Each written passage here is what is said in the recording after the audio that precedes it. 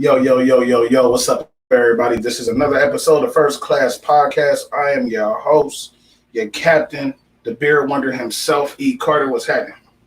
And I'm here with my co-host, as always. That guy 937 in the building. What up, Will? Yes, sir. And we got a special guest, man. My man G Strings is in the building, man. Thank you for coming. Thank you for being here. My dog, I appreciate you, man. No doubt, man.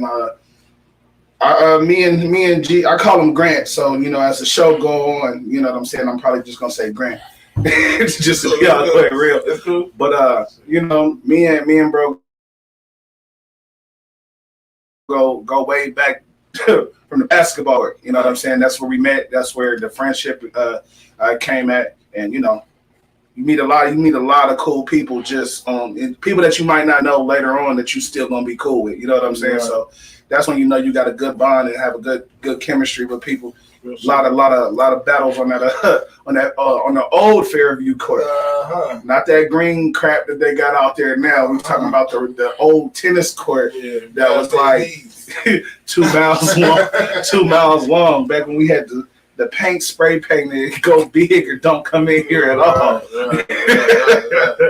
Getting it in, man. But thank you for being here, man. I appreciate it. Appreciate you. And guess what, bro? I messed up again. What did you do this time? What do I always do when I mess up? I forgot the quote. But I can get one. I can get one. But just before we get into the quote, man, what's new? What's going on? How everybody feeling? Man, I'm feeling good, feeling great, feeling good. How are you? Put that out there. Yeah, had to bring it back, man. I'm feeling good, man. I heard. I think it was. I think Brandon Marshall's podcast. They do this thing where I am athlete. Yeah, I am athlete. I like how when they ask, they say something like, "I'm doing good financially. I'm doing good spiritually, and I'm doing good with my." Something else, you know what I'm saying? But it was like 3 different sections. I thought. Yeah. So I'm alright, I feel like I could be doing better, but I'm still trying to get it. Yeah, we all feel like that. The I Am Athlete podcast is dope. I'm not gonna lie. Yeah. Between Brandon Marshall and Chad, they be having me in tears. That Ocho versus Science. Yeah. I was just talking about that last night for real. I'm like, man, he really don't be lying. Like man, when you was young, what you put in your body? You ate McDonald's every day, right? You could run, you could jump, you was probably best shape you was in your life, and now look at you.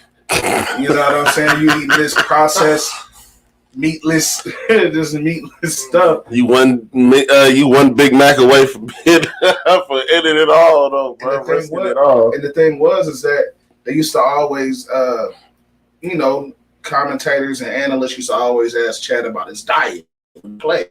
Mm-hmm. And they always used to think it was a joke, like he was just putting on for TV, like, I get McDonald's. Right. No, that was fat. Like they had a show where I think it was T.O. and TJ Hushmanzada was on. Mm-hmm. And they was asking, like, man, did he really? It was like, bro, he ate McDonald's, smoked cigars, and we got to play a game on Sunday. Like, he really was like that. And then Brandon Marshall come in like, well, if you would have put different stuff in your body, right, you probably would have played 15 years instead of what he played, 10, 11, something like that. I don't know. But he'd be a little misleading with that, though. Yeah. He'd be a little misleading. Like, I think when one of them I seen, they asked him, what did you get from McDonald's? He said, I think hot cakes, eggs, sausage. It was basically all shit that we eat, regular food. Yeah, it's still a well-balanced meal, but it's just he just getting it from McDonald's. Exactly. We thinking he eating, fat Big Macs, double quarter pounders with nuggets or some of that. Yeah. But I don't know. But yeah, he just, like I said, man, Chad be coming with some facts. Like, then you get older, and now all of a sudden you can't drink milk no more. You've been drinking milk your whole life, and I can attest to that because when I was young, I used milkshakes, cereal, milk, all of that, chocolate milk. Matter of fact, chocolate milk was like my daily regimen. Like when I got up and worked out, like in the summertime when we had conditioning and stuff. Mm-hmm. Before I ended it, I used to run up to I used to run up there to A&K. grab me a half jug of chocolate milk, and then on my walk back, milk. Yeah, good for your protein. Yeah. Just brought back memory. Bruh, Did y'all ever have Chili Willies? Did y'all drink them? Yeah, of course. Yeah, Oh my goodness, yeah. bro, I used to kill them. Oh, man. The Sobeys in the bottle. All right, yeah. I remember when a gallon of juice was $1. Like, Bags of chips is 25 cents, but man, we go up there get a gallon of juice. Once the juice gone, we find somebody's water hose, refill that mug with water. We have to court all day. Bro, you know what I'm saying? Literally all day, man. Bruh. We come home, eat, pass out. Like, bro. That's why kids got too much energy now because they don't go outside. Man, back then, I swear, I feel like we could take like $3 to the store and like bring back a good bag full of stuff, but I got a gallon of juice. Everybody got a little Debbie snack. What's up? Right. Debbie's Laffy Taffies. Be cool for the day. $3. Like $5 Now later. straight for the day. $5 now. What am I going to spend it on? Like, I want just one item. Like, am I going to get me something to drink? Or am I gonna get me some? If I get a drink, how many U-turns you got to do? How much is this? $3.75. Like, Right. All right. What about this? $4.15. Like, y'all ain't got no 50-cent pops. They over it. Okay. They gonna look at you like I did. No. You gotta get a 50-cent Faygo small can. Like, man, you know you want the whole. Was it Faygo? One of them used to be like the off brand. You used to be able to get them for like 35 cents. Yeah, and like, then went to like 75 cents. Yeah. Little cans. Yeah. All right. Well, look, I got the quote, man. I got one. We can keep this plane rolling. You know what I mean? I said our greatest fear should not be failure, but succeeding at things in life that don't really matter. Francis Chan. I'm gonna say that one more time. Our greatest fear should not be a failure, but succeeding at things in life that don't really matter. I like that. I like that too. That's actually dope. I'm about to save it because, hey, that's dope. Because it's like, man, a lot of people, myself included, failure is one of my biggest fears. You know what I'm saying? And it always has been. But it wasn't something like failing in one particular thing. Like as far as grade school or high school, I wasn't scared to fail a test. You know what I'm saying? That wasn't my fear. My fear was failing as a person. You know what I'm saying? Being a failure. You know what I'm saying? But then reading that, it's like, all right, let's just say I succeed in something, but it don't matter. Like, you know what I'm saying? Like I'm the greatest drug dealer alive, but you know what I'm saying? What does that matter if I get locked up? You know what I'm saying? So I'm great at it, but now I'm in the Bing for the rest of my life. You know what I'm saying? Like, I don't know. So it's like, basically it's what I'm taking from it is, one, focus on the things that do matter and focus on trying to succeed in those things. That's kind of what I'm taking. I look at it like, as they say, you read like a lot of inspirational quotes from successful people and stuff. They always say something on the lines of fail. Like, don't be scared of failure, especially when you're young. When you're younger, you should basically fail as much as you can. Right. Fail good, fail often, and fail great or something like that. Right. Yeah, and that makes a lot more sense as you get older, and you like, if you scared to take risks and stuff, like that's one thing I always tell my kids though, especially in school. Like, I remember always being a shy kid, so when they had the pep rallies and stuff, I was always the kid that never raised my hand to volunteer to get up on stage and do this and do that. But that's something that I encourage them to do. Don't let your peers scare you out of your greatness. You know what I mean? You might mess up a couple of times, but at least you tried. At least you got up there. And those are memories that have stayed with you and your classmates for forever. Oh, you was the kid that got up there that could do this and do that. And you know what I mean? Like, just get out there, man. I was the same way, especially like at elementary and maybe early middle school, like 6th grade. Mm-hmm. But then what happened with me is that I started playing ball. You know what I'm saying? I started being involved in organized sports, rather. You know what I'm saying? So with that was a risk by itself. You know what I'm saying? Like, I'm about to try out for this team. Right. Like, I ain't never had to try out for a team before. You know what I'm saying? Like, because when you're young and you want to play baseball, you're not trying out. Like, you on the team. Like, you might be on the bench somewhere, or they might stick you in left field. You know what I'm saying? Or even if it's basketball, you on the team, you might not get a lot of burn, but you on the team. Right. You know what I'm saying? But then now it's like, all right, I'm trying to play for a spot. Like I'm trying to get a real legitimate spot on this team. And I don't know, man. It was just it was exhilarating, but then the things that came after that, like, oh man, you get to walk around the school with your jersey on. They're like, oh man, you played on the team, like, cool. Like, yeah, I play on the team, yeah. Like, and they like, do you play? Right. Bro, I play. I'm a starter, cuz. She's talking about. Right. So like, and I ain't gonna lie, that was kind of a gift and a curse though, to be honest, because the one time I didn't start, I didn't play. I quit. But it was semi-pro. That might be bad if y'all weak too. Like if you was on a weak team. I've been a part of those too, but it was like it wasn't even just like the team was weak. Like individually, everybody was good, but as a unit, things didn't like the Lakers. Yeah, I mean, my question is, well, yeah, we're gonna put that on the back burner, but G, like I've known you for years too. I mean, from the HUD game. You know what I mean? Doing all that telling and running around wild and 5 Oaks and whatnot. You get what I'm saying? Even on the mix. Come in like, elevate. Barbecue sauce on this. Like, oh yeah, give me one of them too. Who making it? Like, yeah. But I'm saying you've been doing music. I mean, now you go by the moniker G Strings. You know what I mean? Like doing music.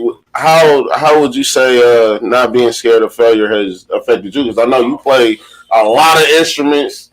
I know you had a lot of your influence from going to church and whatnot. Mm-hmm. Like, how is that not being scared of failure? How has that affected and pushed you and helped you develop as an artist, though? Yeah, I mean, so man, it could be a lot there. So first of all, like, I'll just give you the first thing I thought of when we said the failure.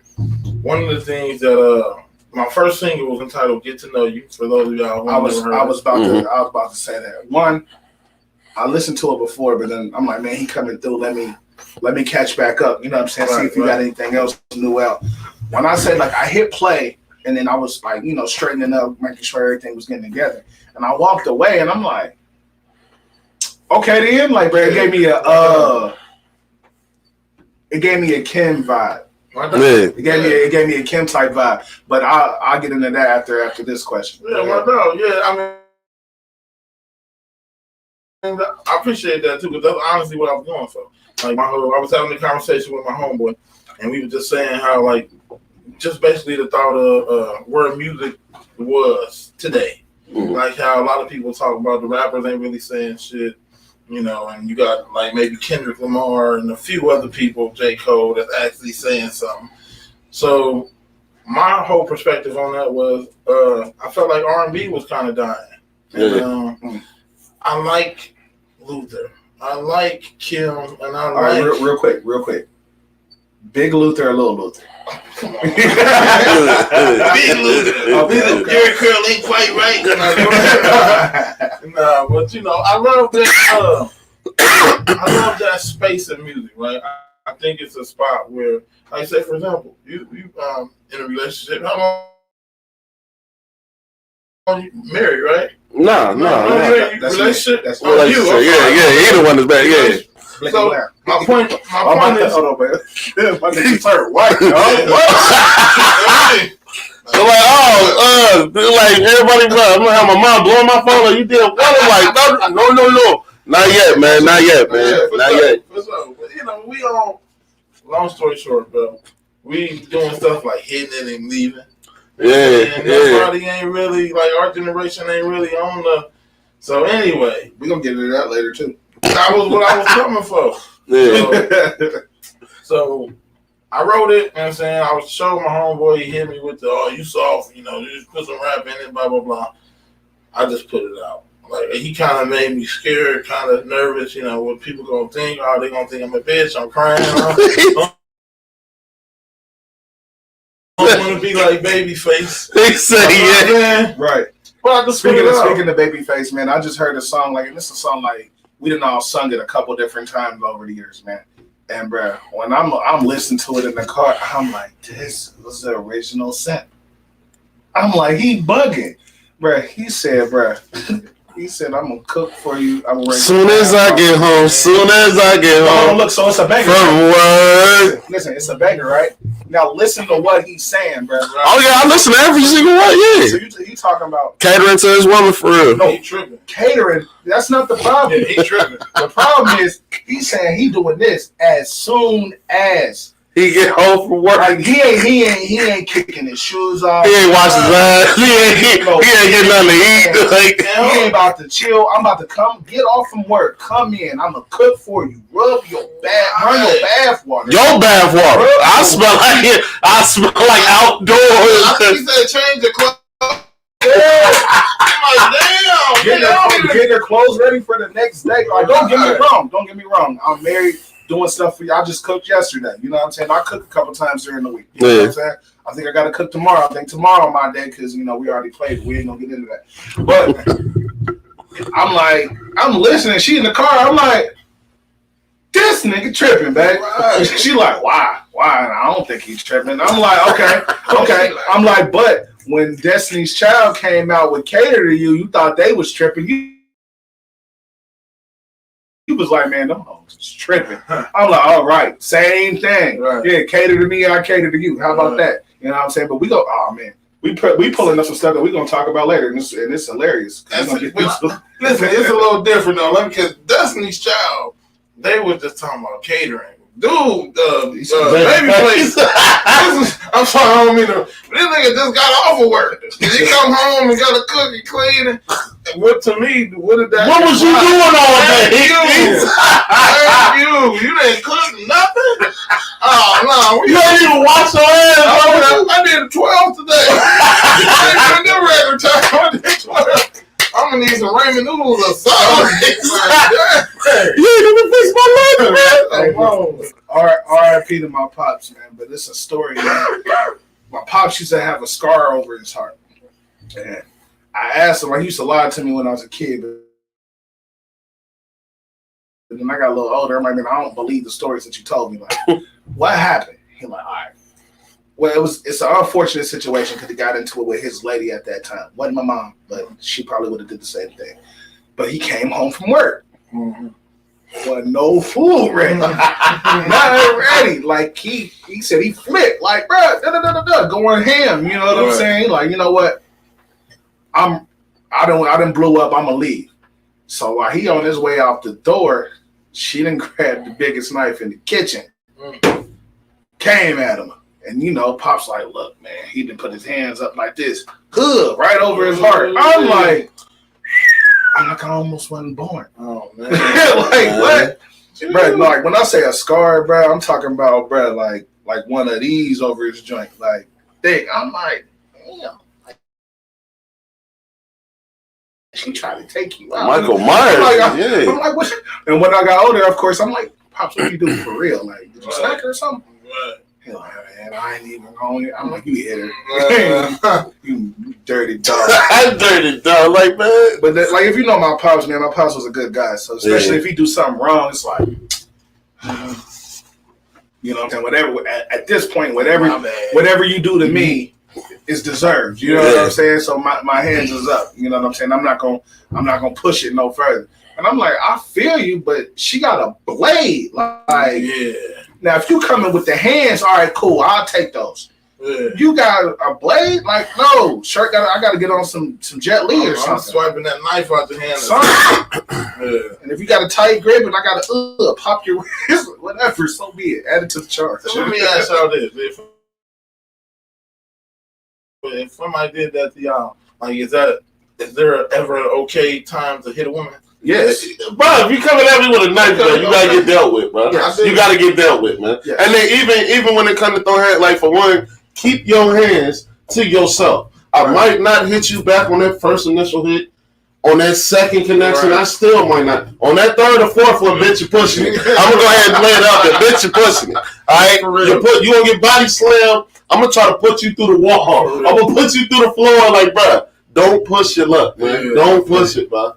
I agree. Keep your hands to yourself, man. I mean, and the thing is, man, my wife, she agrees with that too. She like, look, she watched something and she'll send it to me and show me like, Now, if he don't hit her back, like she'll look at it like on the man's side, like man, she like man, something wrong with these girls thinking that they can just run up and do something to a man just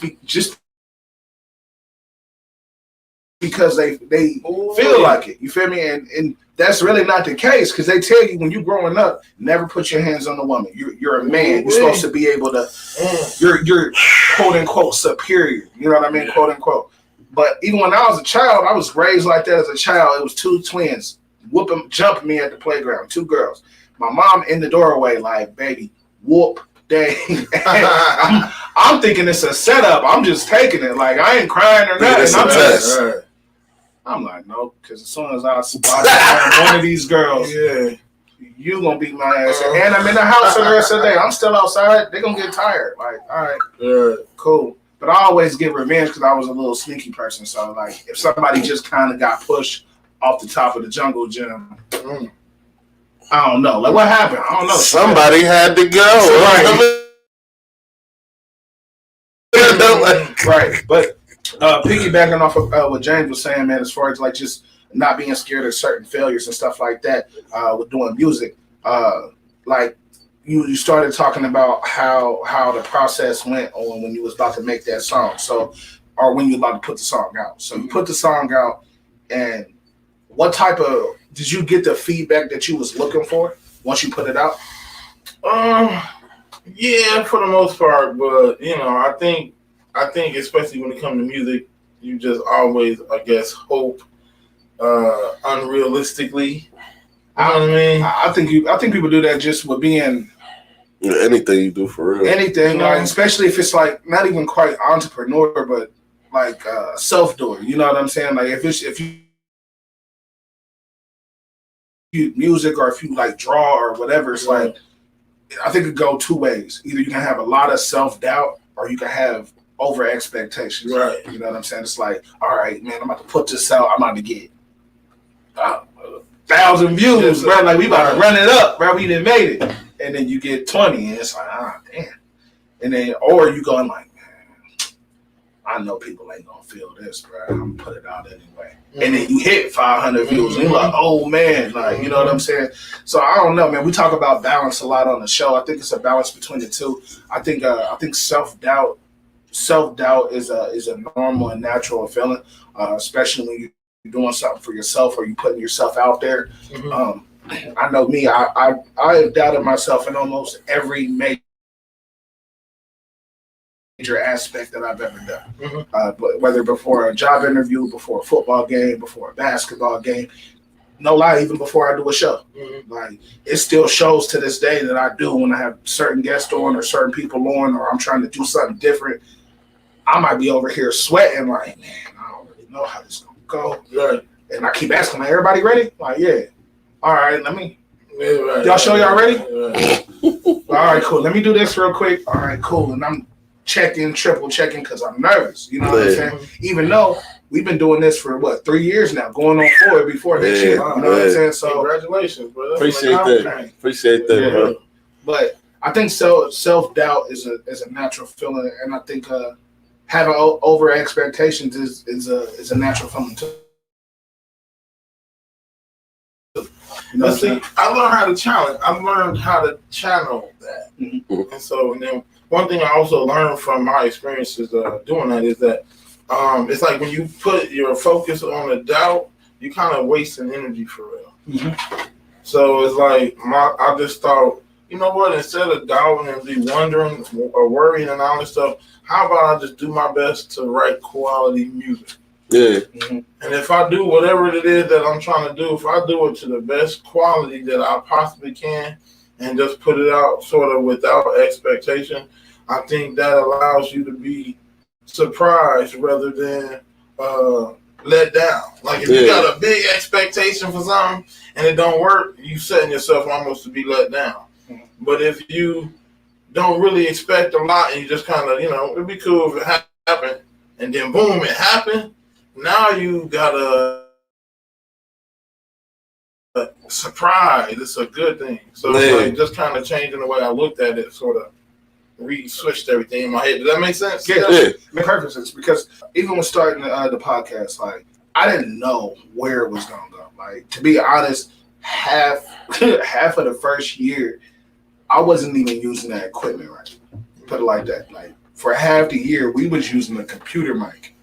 Even though I'm thinking I got this stuff hooked up. Right. Like, I got it hooked up. Like, yeah, we on. Like, nah. Well, but I ain't had a set. I didn't have the settings right. You know what I'm saying? But one of my brothers, shout out to Siege. Matter of fact, Siege told me to tell you what's up. He said he don't know if you remember him or not. Curtis, CJ. Curtis. He said he used to do music with you way back. Is he what? Is he brown skin? Tall, light skin. Yeah, I remember. I remember. I think I've been in the studio. Did he have like in his house or something? In the basement? Yeah. Audubon? Is it Audubon? It had to be. If it was back in the day, it had to be Audubon. Yeah. That was Meemaw's house. Because, we was in the stew back then. Yeah. But, I told him that you was on, man. He told me to tell you what's up, man. Shout out. What up? So it's just crazy how one small world it is. You know what I'm saying? But what I want to know is, before we actually get into the rest of the show, is... trust me, I kind of am familiar with a little bit of your background. I know James is familiar with a little bit of your background, but for the people that's watching and listening, how did you really get started in the music? Like, what pulled you to, like, you know what, music is what I want to do? Oh man, I don't mean to sound cliche, bro, but I was born. I don't mean to sound like that, but I really okay. I can remember songs that I don't know where the fuck I remember them from. Mm-hmm. No idea. It'd be white people shit, black people shit. I don't even know how I know it. I just know that I know the song. I'm singing it. And so, like, for me, the biggest thing with music is, like, what it can do to you. And, like, what it can... Like, I always like the fact that, like, if you're having a shitty day, I can put on that one song that's gonna get you to be like, oh, you know what I'm saying? And now you're good. Yeah. So it's almost like medicine for me. And then just think about it like this: you ever, like, if you working out, you hitting the, music, but then you put on that workout tempo. So it's just see, but I'm weird when it comes to working out, because I think I might be one of the only people I know that can actually. I don't do it all the time, but I can actually work out to R&B. I'm gonna be up there like saying, hey, look, you getting them slow joints. Hey. You know what I'm saying? I don't know. Like, I ain't gonna lie. When I work out the R&B, I be trying to be like, bro, I'm doing this to be at the end of the month. All right. What? All right. It started back in high school, man, because I had posters and stuff on my wall. Like, I had, Shanti, Maya, and I used to work out. Oh, Maya. Right. I used to be staring at the wall line. And I got a Avant playing. I can't read your mind. And I'm over here doing girls like. Do y'all remember Jay-Z's was it In Case of that X? She was on the boat with the jersey dress on. In Case of X, Part 2. My God. Trust me. Oh, the North Carolina jersey? Yes, sir. Yes, sir. Trust me. Jigga done touched them all, man. That's all you can. He done touched them all, dog. You do got a track record. So basically, it was just something musical, something that was always just with you. You know what I mean? So real quick, man, we can go around the table real quick. What's your feel good song? Like you said, the music where you might not be in the best of mood. I know a lot of us got more than one, but if you could just choose one out the hat, what would that be? The first one that just came to me was that John Legend. Give me the green light. That's a banger. That's it. I can't I'm ready to go. Right, and they'd be like, I like that. What about you, Nash? It depends on what I'm doing. I got different songs with different shit, man. If I'm like working out or something, I'm not gonna lie. I listen to a lot of vulgar music to kind of get me pumped. And then when I'm cleaning up or if I'm cooking, I ain't gonna lie. It's a lot of feel good song. Feel good. Like, if you had to just pick one. Come back to me. I need to think about it. Yeah, it's too quick. I wasn't thinking. I was listening when I was listening. But yeah, what you got? Well, back in the day, man. It used to be. The whole title just fell out of my head. It was Biggie. I used to read Word Up magazine. Yep. That one. Yep. Okay, now it's something. What is that called? Dun, I had like you know very well who you are. Juicy, yeah. I had suicidal thoughts. I had every other Biggie song besides Juicy song like in my head besides Juicy. Right. But it was Juicy, and then it was you know what? All right, then. All right, I got it. But any other time, man, sometimes like more now recently, I'll bang some Kim, and for me, Kim got a couple different modes. Any Kim song in particular? Love Calls. That's one of my favorites. Because and honestly, that he means a little bit like it means something different to me because my mom's put me on. All right, so like when I get to feeling down or thinking about her and all of that, I'm like, Love Calls. I had it on repeat 10 times in a row and be groovy. Don't let me get no wine. That's over. I'm in here feeling sexy. And that's exactly what I'm talking about. That's what music do, bro. Like, it'd be funny. Like, I had the one song that I wrote, bro. It was, I never put it out, but it was like I come from church, so right. I played it was after church one day, and I was just, like, making something up. And this girl probably, like, this was might be 10 years ago. This girl about 2 years ago came and told me she was still singing that song. And that blew my mind. I ain't even, like... That's an opera right there, yeah. Like, it was just, I was just in there. So what? She was just in the room when you. Yeah, I was just in there singing to my. I had me a little moment. You know what I'm saying? I was emotional and shit over on the piano, like You still owe me the piano lessons too. I ain't forget, nigga. I ain't forget, yeah. I ain't forget, nigga.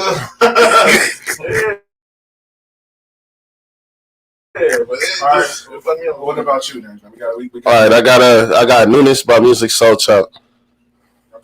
Newness, or I ain't gonna lie, when I'm by myself and I'm actually like house cleaning, like vacuuming, and I'm by myself, like Tick ain't there, the kids ain't there, it's just me. I have my little Terry Crews moment. I'll be playing Temptations by Tupac. I don't care who here. Personally, I'll be in the kitchen cooking. Daughter come around the corner like, she's like, "Dad, you okay?" Look, I'm fine. Like, if you want to grill, we can go. You 14, I'll let you have it. I'll serve you up. Just know I know where you sleep at. Look, I got two more. I gotta say these two more. All right. First of all, Pharrell Williams, Happy, right? Yeah. That turned everybody up. And then y'all probably might not be hip to this one, but this is kind of old school. It's called Optimistic by Sound of Blackness. You are correct. I'm not hip to that. They'd be like, have I heard of? Have I heard of? As long as you keep your head to the sky. Yeah, I've heard that. Yeah, I just didn't know who sung it. I just didn't know who sung it. Yeah. I'm here. And I got one more too. By the Spinners. It's by the Spinners. Shit. See? That song, It's a Shame by the Spinners. It's a shame the way you mess around with your man. It's a shame the way you hurt me. Why did you use me? Let's music. No, I'm a little hoarse right now. Let's leave the music. This is a little early. I just woke up. It's 3:00. This is a late night, man. I do got one more. We can move on because I forgot about it. This and I cried.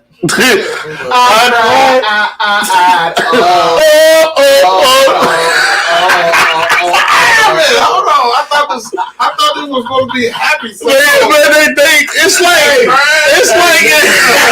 but it's a happy cry. Although it's a happy cry. Like, I've been in love with that song since I'm just Lenny Williams, man.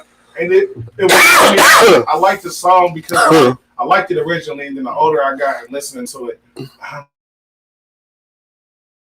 I'm like, bro, this dude's going through it. So now being grown and just like, all right, if I'm not in a bad mood or going through that moment, then it's just hilarious to me. And he sung the shit out of it. Right. He was going through it.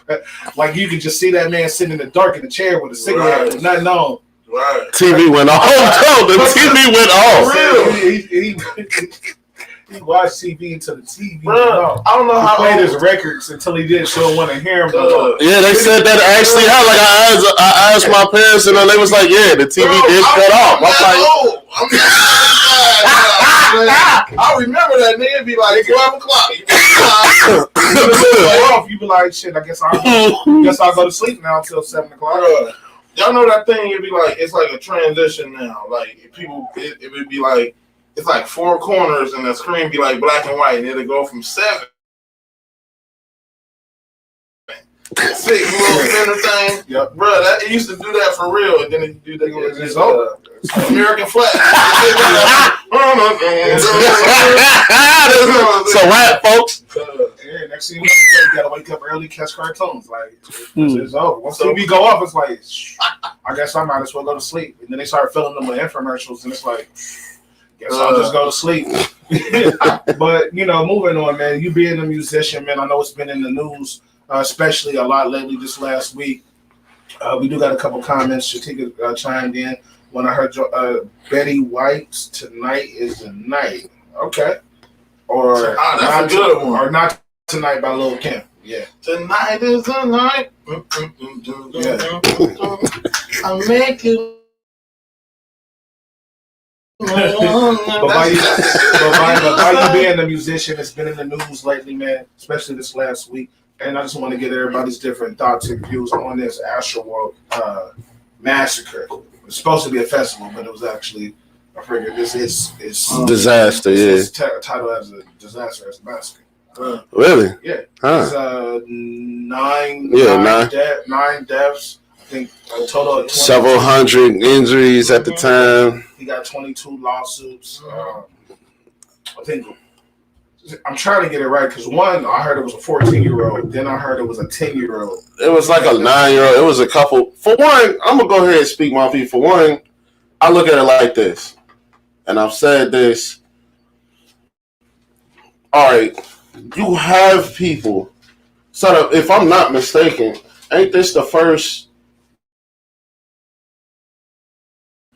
Travis Scott concert since COVID, if I'm not mistaken? That's the first one I know of. Yeah, so for one, last year, all of that was a chicken. So for one, why the hell? And I keep saying this. I know people got people like and they want to see who they want to. But why the hell would you bring a 9 to 10-year-old to 11-year-old to a fucking Travis Scott concert? I totally agree, bro.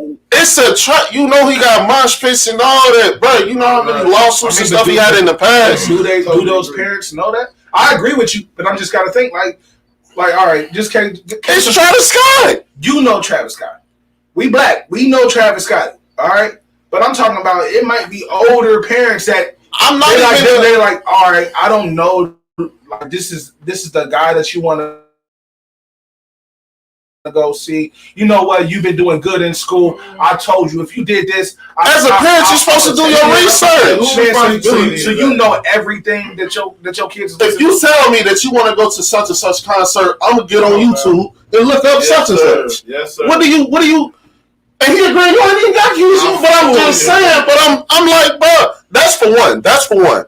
For two, you have people, especially in the contracts that they put online. There are people in charge of security. They had code names in case somebody dies in the crowd. They had code names in case a riot ensues, which, mind you, there's a Travis Scott concert.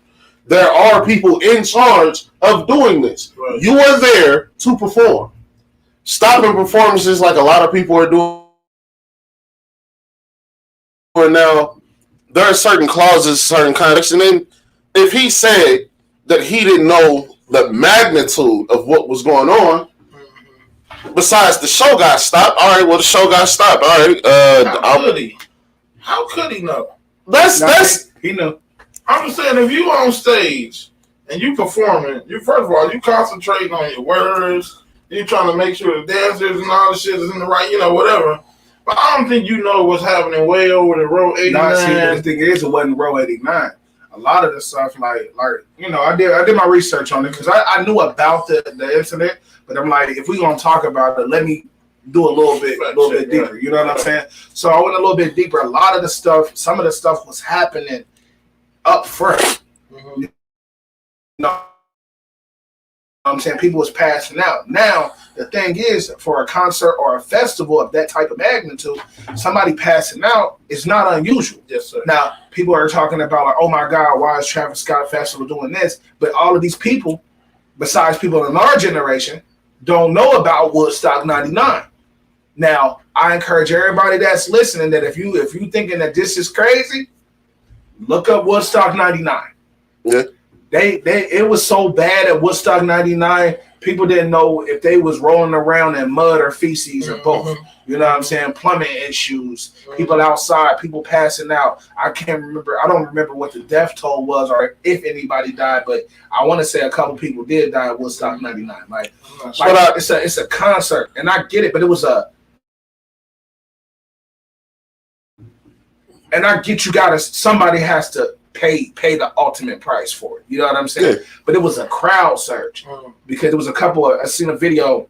It was a reporter, and she just going to be a reporter, and so she like, yeah, she was in the back. She like, this was at 8:45, everything was cool. This was at 9:30, everything was cool. This was at 9:45, 10 o'clock, everything was cool.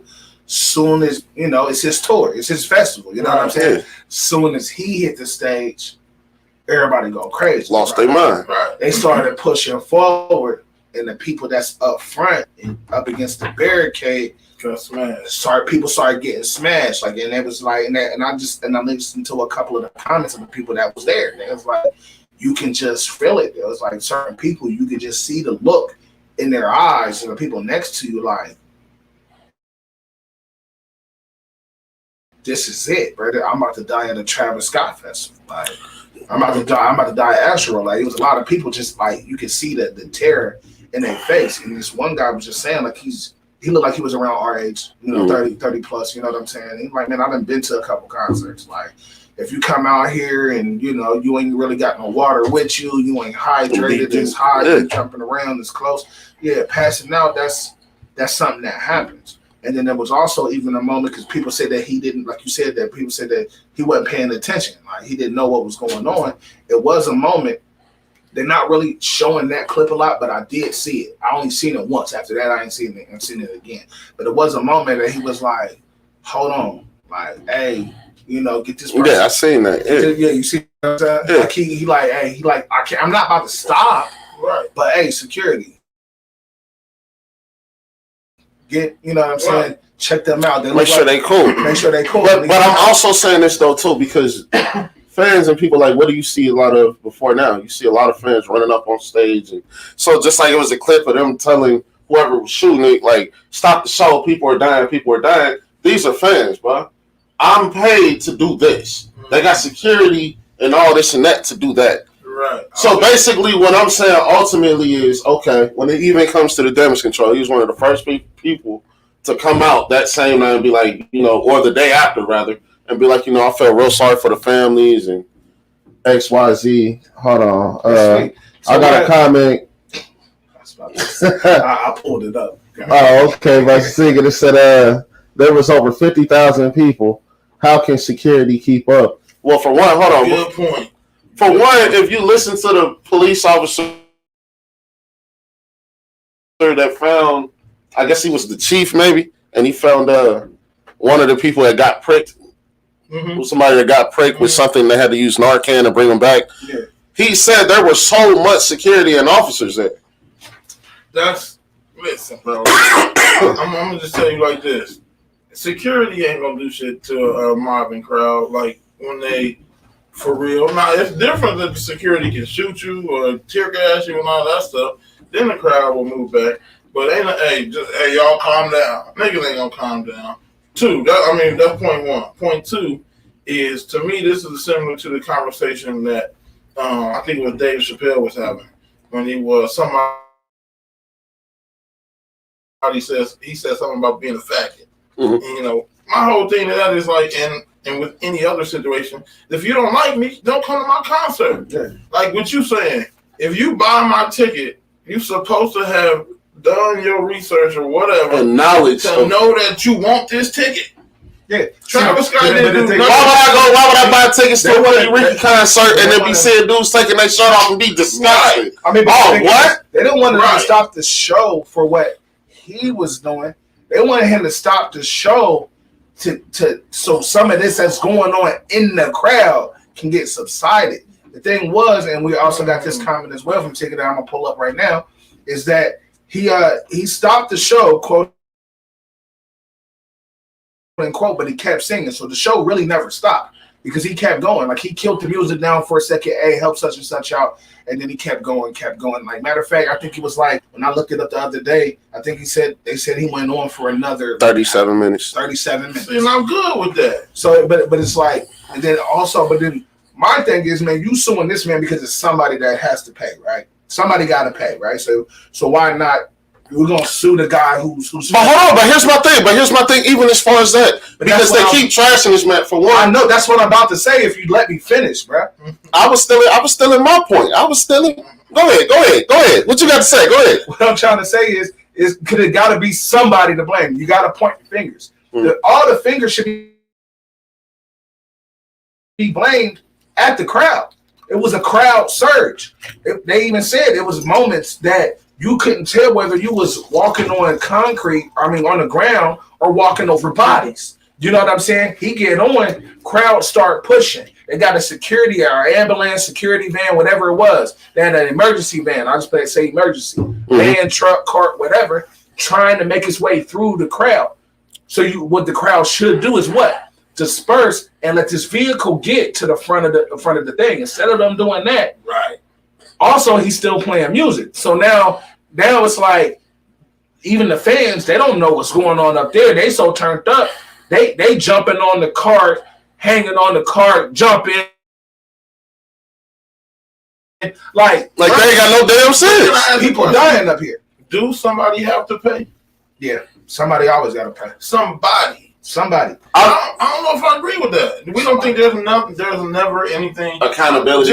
Just happens. But that's what he getting sued for. They're getting sued. He's not getting sued that it was deaths there. They're getting sued because not only just him, but whatever the marketing brand that helped with the festival or whatever. Yeah. I don't remember their name or anything. And but those people they lost control. Is that right though? Like say for example, if you know when it's snowing outside and we get this ice. If somebody slip and fall in your driveway, they can sue you. Yeah, you're accountable. Do you know that? Why? But even I heard it was crazy if you shovel your driveway and they fall on you. I think it was something like that. If you shovel it. No, I think it's if you shovel it and somebody falls on your shit. Man, either way, if you don't. If I don't shovel my driveway and I don't shovel like even the walkway in front of my house. If I don't shovel that and let's say the mailman is taking the streetway and he slip and fall on my property and I didn't do what I'm supposed to do as a homeowner or a resident, then yes, I get sued. So in this case, it's your tour. You got people. It's people like you said. It's people in place to handle these situations. And when people feel like it wasn't handled properly, then yeah, somebody has to be accountable for that. I just don't like the way, once again, he's still being dragged. One for one, when he made his message and apologizing, whatever the case may be, they made a meme off of that. They made a meme off of that shit. But then for two, they still dragging the fucking cancel culture. It's still canceling this man after he already said, I'm refunding everybody their money back that bought tickets. I'm giving you money back. Right. Not only am I going to, and he's not the only one. Who was it? Roddy Ricch giving money back. Drake said he giving money back. But okay, everybody's getting a refund. I'm paying out of pocket for the funeral expenses for everybody that passed away. And if you need it, I'm covering everybody's therapy. The cost for therapy too. The fuck more do you want from me? But listen, but that's what the fuck more do you want? But that's just as simple as I didn't have to do that shit. But that's just as simple as settling out of court. You know what I'm saying? And real quick, we got a comment that I just dropped on there. He had control over the crowd. They turned up when he said they stopped. When he said, got a little typo over here too. Big right there. So you know what I mean? Control the crowd. Yeah, because one time when he hushed it down, he put a middle finger in the air. Everybody kind of beat stopped playing, but he kept low key going. Like, hey, check him out. Da da da da da. Then right after that, let's keep it rolling. You feel me? So then they hype back up. So the other people, it's 50,000 people. So you know what I'm saying? But that's a lot of. But then too, okay. Yeah. How do you know exactly what the fuck he's looking at? Right. That's not what I'm saying. What I'm saying is that I agree with people saying that if it's you, it's your show. You the musician. It's your show. You see stuff getting out of hand. Are you gonna be like, you don't have to completely stop the show? But would you stop the show to help out the people, the fans that come in to see you, that are going through some type of That's the company. That's the company's fault. Okay, so two things on that. One thing is kind of what you said a minute ago. If I'm doing a show, I know what you mean by like I get the responsibility of it, but that would go to my, like, if they getting on me and they find me as the artist, I'm finding the security company. Yeah, no, they all getting sued. So I'm just saying, but he's the main one that's taking the forefront of all this shit because he's the celebrity. Yeah, that's the only reason why he's more in the news. The other company that helped fuel it and the security as well, they all getting sued. They all got 22 lawsuits on their hand, all of them. Like, but his name is bigger than their headline. But then I'm going back and suing that company. My point is this: if I'm the performer, because you asked me like, what would I do? If I'm the performer, I'm focused on performing. Yeah. So I put people in place to do that particular thing. Job. So if I hired you to be the security, or if I hired you to regulate the amount of people who come in and where they're seating and all that shit, and that was not done, that's where I'm suing that person. So if I get sued, I'm going back and suing that company. Now I get that, but I'm saying in the moment, what are you gonna do in the moment? So I might go because listen. I hear what you're saying by stopping. But listen, I also got an example, and it was a comment. Keep it rolling today. Hey, I ain't gonna lie, man. I'm learning new stuff about the StreamYard every day as well. But basically, man, and I've seen that too. Tiana Taylor, she stopped her show. It was somebody in the front row. There weren't 50,000 people at a Tiana Taylor concert. Are you serious? His concert was outdoors. So how many people was at her concert? It wasn't no damn 50,000. So if it wasn't 50,000, that's in a building. So versus an outside venue. So you saying there's no building that can hold that? 50,000, not at no damn Tiana Taylor concert. Why? Or are you? It's her farewell tour. Travis Scott. Bro, listen, man. You're trying to compare, bro. Listen, yes, bro. What is it? It doesn't matter when somebody's life is in fucking danger. No, that's what I'm saying. What I'm saying is somebody. Hold on, but look, check me. It's people at the Travis Scott Festival in the front passing out. They was waving lipless bodies to the front to get help. Hold on, real quick. Tiana Taylor, she was mid-performance. Chick passing out. It ain't like you saying like, oh, it wasn't 50,000. So you telling me it was 10 people there? So she can be like, oh, I can see this one person. Because you lying don't mean that you're making a value. No, I am making a point. You're still not getting it. The point is that she's seen somebody in trouble. Hey, hold on. Yo, stop. No, get this person some help. And she made a valid point. She just seen the Astroworld shit. That shit had just happened. She like, no, this is my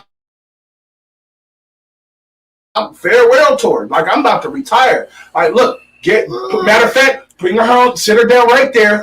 What you got, G? What you got to say, G? Get her some water. I want to hear what you got to say. Now, don't get me wrong. If it's something happening mid-crowd further than an eye can see, then yes, you have no control over that. But what I'm saying is, when you see the shit happening right in fucking front of you. I'm not singing like this. But hold on, though. I thought, see, this goes back to my point, though. You ain't never been on the stage then. My point is, and then too, with Tiana, it's easy for Tiana. It just happened. So if you just had some shit happen and like that this is a possibility. Like every artist right now is on their P's and Q's with that shit. Trust me. Everybody. If somebody cough, they go, hold on.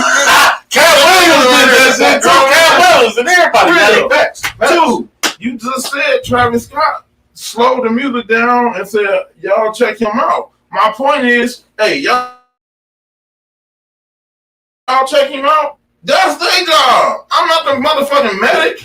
But you still like it ain't like she went there to give the chick mouth to mouth. I'm an artist though, and I'm not gonna be worried about everybody's health. I'm not even a medical person. But you got more. What I'm saying is you have more control than you think you have. If you're the headliner, you're the headliner.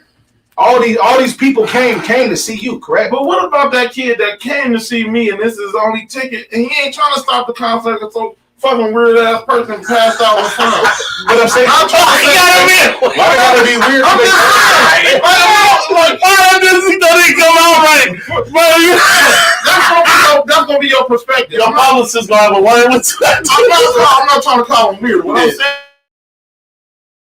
saying is, if you a kid or something, this is your first Travis Scott concert, you don't travel far and all this stuff, you ain't trying to have the man stop the concert. Hey, they got a problem, somebody got sick, pick them up, take them on out, start the song back up. And that's also that was the thing that I was trying to say is the thing about it is, okay, I already stopped it once. I already lowered the music. I addressed what I needed to address. I'm not about to stop scoping all day when I have a job to perform. Bro, do your job, so I do mine. I already stopped it once. I'm not about to be surveyed. When you look out to a crowd, yeah, you got peripherals and stuff, but dude, I'm here to perform. The medics and security need to be on watch. I'm not even like this. I'm saying, what was he supposed to do? Like, no, I get it. So like you working your 9 to 5, right? Mm-hmm. What your manager is supposed to be over everybody else on the floor. I hear countless people like, but if your workers, if the people that's coming here making you money ain't happy, then we can't make you money. Okay, that goes the same thing as a fan. If you at work and you feeling sick and you feeling ill, like, hey, yo, boss, I ain't feeling too good. He like, hey, look, man, get you some water, man, get back to work. I need you to keep these parts rolling. And you like, bruh, but you still, because I done heard it my whole work life. Like, damn, bro, these motherfuckers don't care. You're not thinking at that point like, well, he got a job to do. Right. So all he care about, but you pissed. You pissed because it's like, damn, like I'm over here sweating bullets. I'm over here about to fucking die. Y'all don't care whether I die or not because your company still has to be ran. Right. So what I'm saying is, and you look at that manager like, man, you got a fucking responsibility. Same situation. Yes, you're an artist. Yes, you get paid to perform. But you have a responsibility. Oh snap! We got a comment. We got a big joint. We got a big joint. But you know what I'm saying? It's before I pull it up and read it. You have a responsibility to it's your fans. Like if they wanted to cancel you, if they didn't want to be there, they wouldn't have bought your tickets. They make the money for you. If they wasn't your fans, then you would be a bum. You wouldn't be. Oh my God, Astroworld Festival! If it wasn't for the people listening to your music and fucking with what you do. So you gotta feed them is what I'm saying. I get that, but what I'm saying is I don't see a problem. Mm-hmm. I don't see it hurting you as a performer. If you like, hey, we gonna chill for about 30 minutes. Yeah. Play something soft in the background that had nothing to do with you. Right. You know what I'm saying? I'm gonna play something soft, but let's get this cleaned up. Yeah. You know what I'm saying? Let's get this cleaned up first. Boom, everything straight. Everybody cool. Hey, look, man, let's have a good time. But hey, you know, people is here, and then it's like, all right, fuck it, kick this shit back on. I agree. Roll it. I agree. So my thing is like this. Then okay, so it's at the artist's expense, mind you. He don't got no manager, right? He manages himself. That's what you're telling me. The venue that they rented out for the Astroworld and all of that doesn't have a time limit either. All of this stuff is like, so it's still all on me, and I got a manager and all these motherfuckers behind me. Did you already get paid? Sometimes you get paid. I don't know. It depends on the contract. It depends on the fucking contract. Sometimes on the contract, like Dave Chappelle said, hey, you can cancel if you want to. school. I already got my check. That's when Samuel L. Jackson said, like, you cannot like me all you want to. Don't watch it, like you said earlier. Like, if you don't like what I'm doing, you ain't got to come. I already got my check. And I'm pretty sure Travis Scott got his. Got it. Already got his check. He get paid before. Or at least soon as they see how many tickets. So you're telling me the company or the establishment that you at is going to be like, man, you stop for 30 minutes because people had the potential of dying in the crowd. So now we're gonna find you. All right, cool. You do that. Now I'm suing. Now I can sue you. Nah, that's just a matter of like. Now unless it's in but that gets tricky. That sounds like the right thing to do, but that shit gets tricky. You want to read this comment that you already on? If I have over 50,000 and I see one fucked up, I'm asking the crowd if anybody else fucked up. Help these people before I start this shit back up. I'm not about to have people dying at my concert. That's a bad look. Here's my thing. Did y'all see? Okay, for example, the thing I thought about was that Michael Jackson performed where he came on stage and he say shit.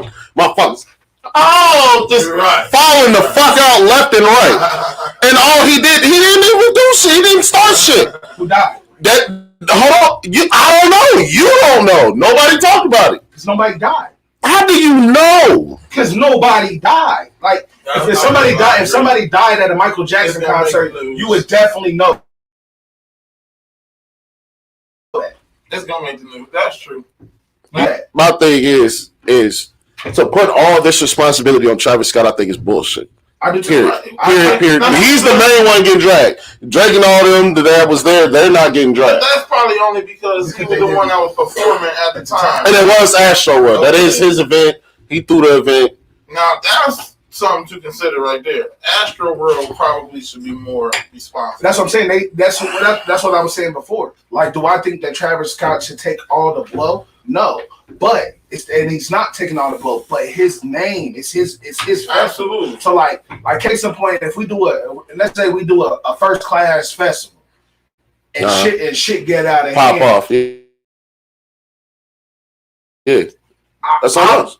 It's on us. This podcast. If we were to say some shit, we weren't allowed to say. But I'm just saying. I'm just saying. Like, if it's a festival, man, we got music and some stuff happen at that festival that I sanctioned. Like, hey, look, I have to. My name is on these documents saying, like, all right, look, this the venue, this the people that got tickets, whatever. You know what I'm saying? Whatever the case may be, and some shit unfold that I could have possibly either helped stop or stopped.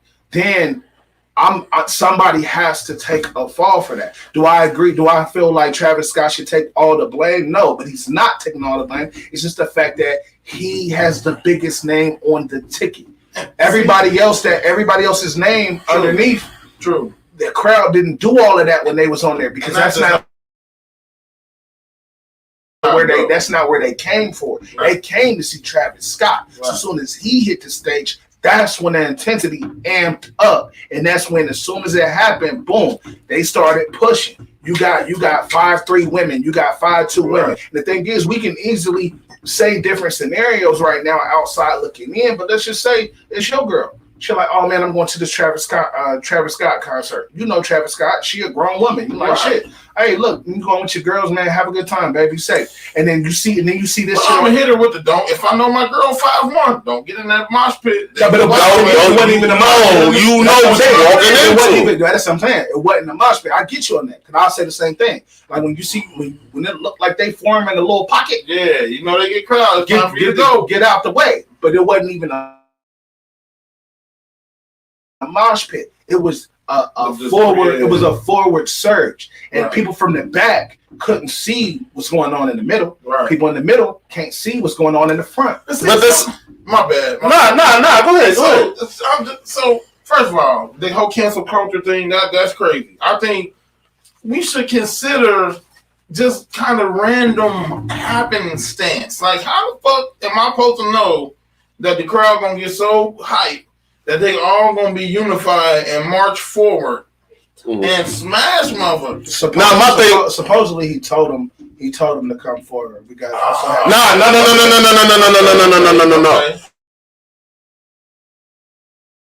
Here's my thing. Because he got in trouble for that shit. I think in 2019 Mind you, he has a record of getting in trouble for telling motherfucker, let's fuck this shit up, let's wild out. Yeah. No. I did not hear him tell him, man. That's why you're getting sued. If you already got a track record, you just made the point for me. If you already got a track record for doing something, I didn't hear that he told them. I didn't know that either. I didn't hear that either. But at the same time, Tika definitely dropped that comment and said he told them to come forward to the stage. Show me. I'm gonna get after this show. I'm gonna get on YouTube. I'm gonna look up when he told them to come forward. But see, the thing is now, man, there's so much masking over the shit. You got to do it. Like even the digging that I tried to do the other day. You know what I'm saying? I couldn't find certain videos. Mm-hmm. I couldn't find an actual video of the concert. Everything that I looked up was still pictures and people commentating on it. Right. You know what I'm saying? So, but I'm not telling you not to look it up, but I'm just saying like you gonna have to really, really search for it because now they like day 2, day 2, day 3, they started pulling some of these videos that people was like that was there was posting. You know what I'm saying? Because like I said, the one where I seen that he kind of quieted the crowd down, was like, "Hey man, get this person some help." I only seen that one time, and the person that put it up was like, "Hey, this is the shit that they don't want y'all to see. I want y'all to look at this before they take it down." And then I couldn't even go back to save it. When I thought about it, like 10, 15 minutes later, it was already gone. That's because our cancel culture, though. See, that's what I mean by we should be a little bit more considerate. I don't even think it's because it's the media. It's the media. It's cancel culture. I don't even think it's cancel culture. I think in that situation, it's damage control. You know what I'm saying? Like James just said, it's damage control. No, they're doing damage control, I think, because of cancel culture. Yeah. You can't even play a Travis Scott song right now before it gets moved and shit. That is cancel culture. One probably totally innocent mistake. It's almost like if you get into a car accident. You're driving and you hit somebody. That's an accident. Mm-hmm. I didn't that's different from vehicular manslaughter when I tried to hit you. But no, it's not. Because the thing is, I promise you. If you're, let's say you totally sober. You just get off work, you just driving home, boom, you hit somebody, accident. Right. Now, let's say Friday night, you drunk, you hit somebody, they die. Vehicular manslaughter. Okay. But they're not. Are they considered the same? Like, to me, they're considered the same. It was still an accident. I didn't purposely try to kill somebody with my car. I had an accident, but they look at it as that accident occurred because you was impaired, and you knew you was impaired, and you got into the car and you drove. So it doesn't have to be, especially when it's in the car, it doesn't have to be malicious intent. Okay, so let's go to murder. Let's go to murder because that's the one I'm more familiar with. Like first degree murder, and then. And I only know that because we talked about on the 4-3 podcast. Shout out to the 4-3 podcast. The 4-3 podcast, man, we had talked about Henry Ruggs. Mm. So are we? And that's what they got him with.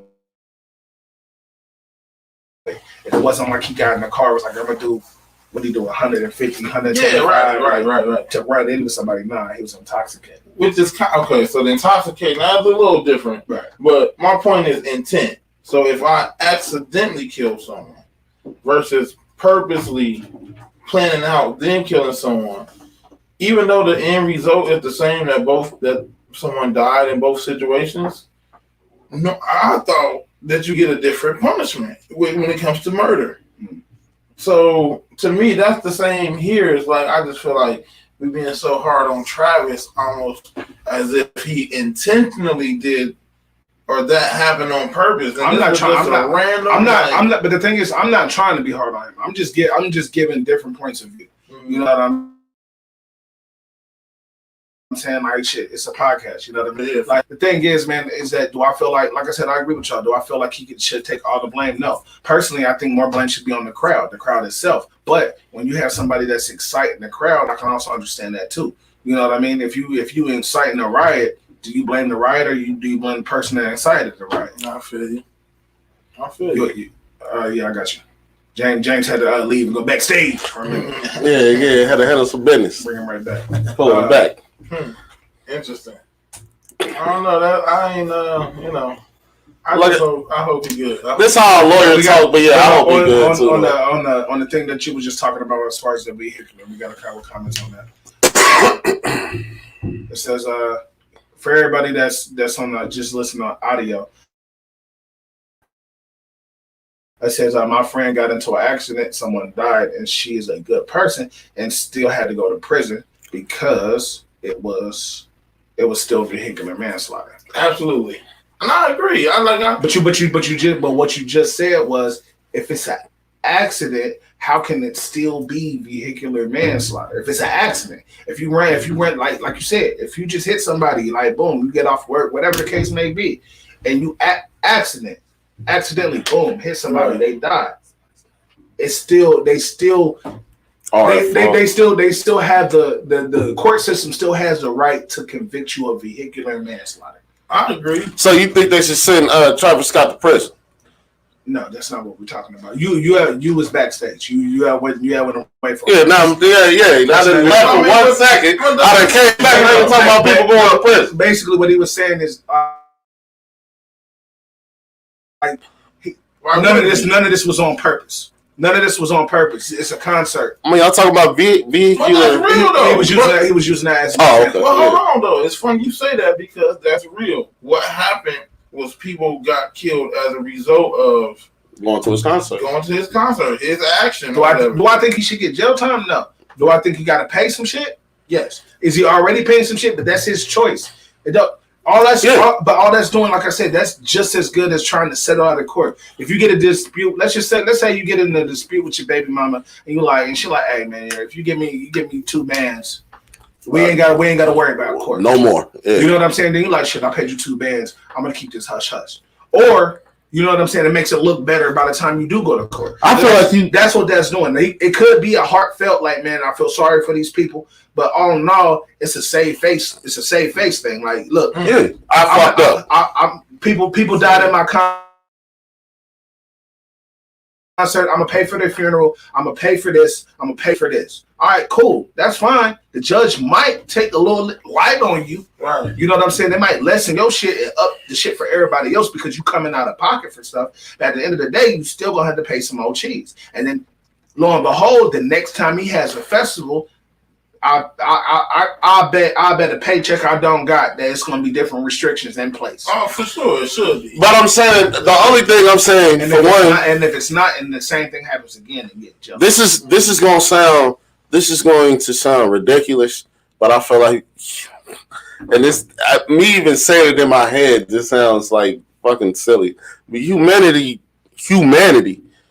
should have been charged. I know that sounds stupid, but you ran over other people. Right. Like you said, you run into the front of the stage and you don't know whether you're stepping on concrete or a body. Nigga, is there a whole bunch of serial killers in this crowd? No, when that happened, when that comment was made, wasn't when they was pushing to the front. It was when panic level. So with that being said, I'm gonna ask you. If you're in a situation, man, you at a club, man, you whatever, shit go down, panic. Your only thing on your mind is what? Survival. No. Survival. Okay. So look, it's gonna be survival, and then if I am in charge of security, I need to find the root. No. What I'm saying with this example, you are not in charge. We all at this party. We all at this party. We kicking it. We having a good time.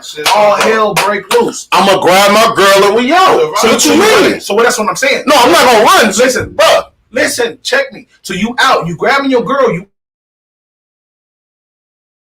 out. Somebody laying on the floor.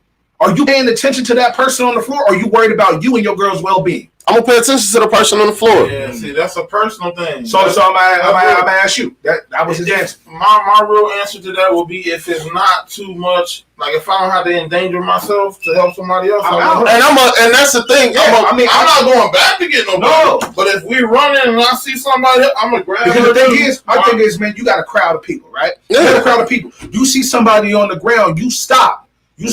Hey, let me help you up. The crowd behind you is still running your way. So while you trying to help, but there are also different variables because I'm not a little guy. That's what I'm gonna say. I'm almost 300 pounds, bro. If you can run me over by golly, God, not God, but man, dude, like, like, bro, like, I deserve to get ran over here, bro. If you can push me over and run me, but if y'all gotta drag you, I'm gonna try my damn best to come on, bro. Both of y'all bigger than me, correct? Yeah. I'm gonna let y'all know right now. In a crowd of people of that magnitude, or even in a lesser magnitude, trust me, it is not hard to run it. Yeah, and that either one in the middle of that. But that's why I said it depends on how much danger it's gonna put. Like the whole scenario. If I'm seeing the person fucked up that way and we running toward it, I'm already got my girl. I'm getting ready to hook that bitch. You know what I'm saying? I'm just gonna stay right on up, like Jumanji and shit. I'm not about to go back. Right. Yeah. Only thing is, I haven't been into nothing of that magnitude, like not even close to that magnitude. Right. But I've been in a couple different situations to where it's like just think for a perfect example how packed the club is when it's time to leave, and that's when people walk. Ain't nobody running, and you still nut the butt. See, I don't do that. I don't do that. But I know. I'm not saying personally because like now we older, so it's like shit. This shit about to close down in about 20 minutes. Let's go ahead and make our move.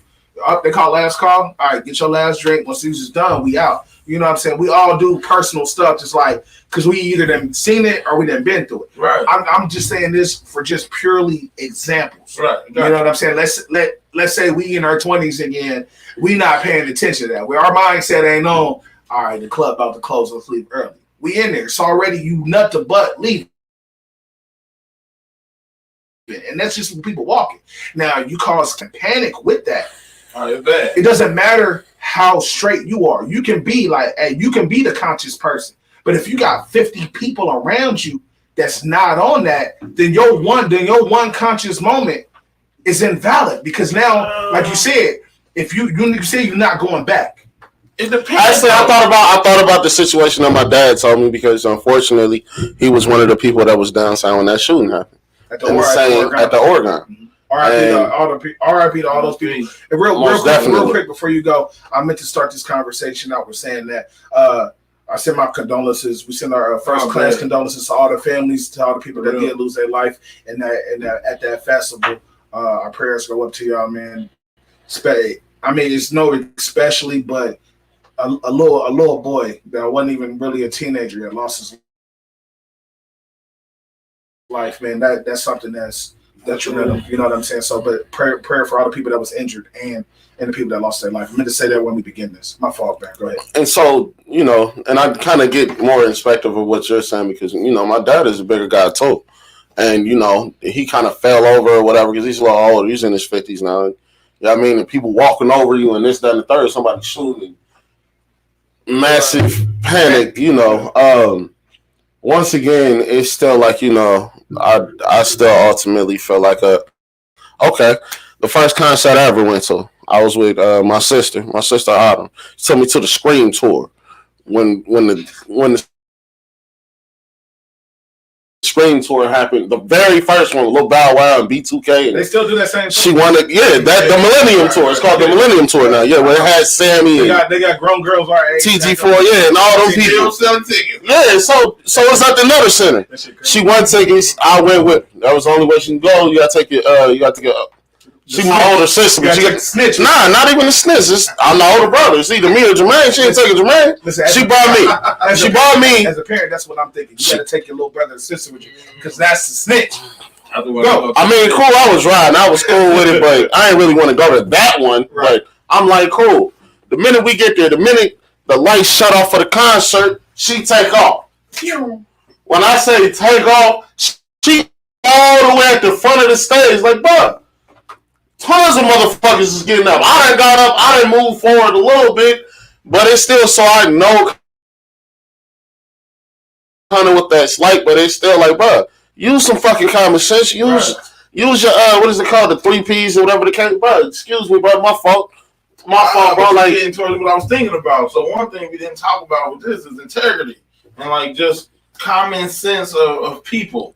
Like you got the one female that you cut yourself, she don't even notice. You know what I'm saying? Then you got the other female that you cut yourself. Oh, you cut yourself. Let me get the Band-Aid for you. She's helpful. She's considerate of other people. And then we got the same thing with men. We got men that'll see a chick holding something, carrying something. We walk right past. Yeah. The shivery dead, the whole thing. Then you got other dudes though that is like, you see a chick struggling with something, you gonna go grab her for it, and you ain't even trying to holler or nothing like that. It's just helping. It just, you know what I'm saying? So being considerate. When you got that in you, you're more likely to grab somebody when you run in a dangerous situation, especially when you know that this person don't have no covering. I get that. See a little kid, a little girl, whatever. I get that, but all I'm saying with that is that when you're in the moment, when there's all out panic around you, the person with the most integrity on the day to day, all of that shit goes out the window when you feel like, you know what, I can die here. You know what I'm saying? It all depends. It all depends. You can't speak on that. No. For example, even in the case of panic, the last thing I gotta say about that is, even in the case of panic, to even shut down that rumor. Now, going to a Travis Scott concert, I'm not letting my woman go to no Travis Scott concert. There's gonna be an argument. I'm gonna try my damnedest and I'll let you go. But now, let's say if us three go, we got two more people, all the fellas going. Cool. And let's say some strutting white black kid or lady is pushed on the floor and it's all us niggas. Fuck it. I'm not gonna just leave your ass there, bro. We all big as fuck, bro. We got hands, we all this and that. I'm not, bro. People, you gonna bang out the listen, bro. So you remember the old festivals, carnivals out there in Trotwood, right? Yeah. I was one of them kids up there when they was shooting and there was a fucking riot out there. No lie, I was there literally 15, 20 minutes. Boom, just got in the premises. A whole bunch of stuff. It's dogs going, people getting pepper spray. Everybody is running. I've been raised with integrity. I'm going to pick a woman up. I'm going to help you out when you're struggling. But at that moment, it's like, what? Am I gonna die here? It doesn't matter about my size. Speaking of the rest, I was just in a race that just took place. When was it last year? Yeah. I went to the one in Columbus. Yeah. I went to the one with Columbus. I was with my older brother. Columbus. Okay. I was in Columbus. No, I said Columbus because that's where I went. I left the podcast and went there. I know. I'm not. If I pull up the show, I swear. Pull up the show. It was in Columbus. It was in Columbus. So we hopping fences and stuff. Police and stuff is shooting tear gas and stuff. I got my shirt caught trying to hop over a fence. My brother came back for me. Come on, bro. So silly ass on, bro. Yeah. Not only that, I ripped my jeans and stuff, but bro. It was a crowd of people running towards me. I just got it in there. Like I said, 20 minutes. Running towards me. It's just me and my homie. I tap him twice. Boop, boop. I book it. I'm gone. That's true. I check it. Now, I'm going back and get somebody you know? Like, what if the same scenario happened and your girl just happened to be at the bar getting a drink? And the nigga starts, I gotta go get her. You gonna go? So, but the thing is, now what happens at that point? If I'm battling, let's take it something simple. Let's take something simple as water, right? Water is getting one way. Current is heavy, and you trying to go against that current. Just water. Yeah. Something as simple as water. It's hard. It doesn't matter how big you are, how strong you are. It takes everything out of you to fight against that current. Now you take that same thing, and now it's not as simple. Now you're taking this onto moving bodies, so it's all different. You can't pick out what size person. Yeah. You a big dude. You 290 over. Yes. What if you got three? You got three dudes. You look up trying to go back. It's three heavy 400-pounders beaming down your way. Ain't nothing you can do. You know what I'm saying? Like, my thing is, am I going to go back for my woman? Yes. Now, am I also putting my life at risk? Yes. Yeah. That's a decision that you got to make. So what I'm saying is, when you in those panic moments, bro, yes, there's certain people that either you call you, I don't really want to use that term, but if you call yourself trying to help somebody else, now you're putting your life in danger. But then you have these other variables around you that's not thinking about that. they're thinking they got to get out. They don't care that you're trying to pick somebody else up on the floor. Right. It doesn't matter how big you is when you got so many people running towards you. Yeah, That's your side. You might can get rid of the first 4 or 5. Like, all right, boom, get out my way. Boom, get out my way. Boom. But it's all. It might be somebody that get knocked into you sideways. Boom, take your knee out. Now you bent. Like, it's so many in that type of situation. It is so many variables that can happen. I can see that. So it doesn't. All I'm saying is it doesn't matter how big you are. It doesn't matter how fast you are. It doesn't matter. The only thing that will help you out in that situation, unforeseen circumstances, is if you see the shit before it happened. Like, hey, this shit about to get crazy. Let's get the fuck out of it. That's all. Like, to me, that's the only thing that can help you in that situation. Once you in that, like you said, survival. Yeah. And if you're there with your girl or with somebody that you care about that you're willing to go back for, then that's a decision that you got to make. And at that point, you put in your gotta live with that decision, or you got to die with that decision. Yes, sir. Either way.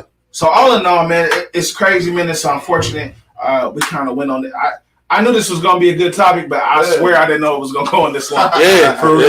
But you know, it's unfortunate, man. And all I'm gonna say is, man, the only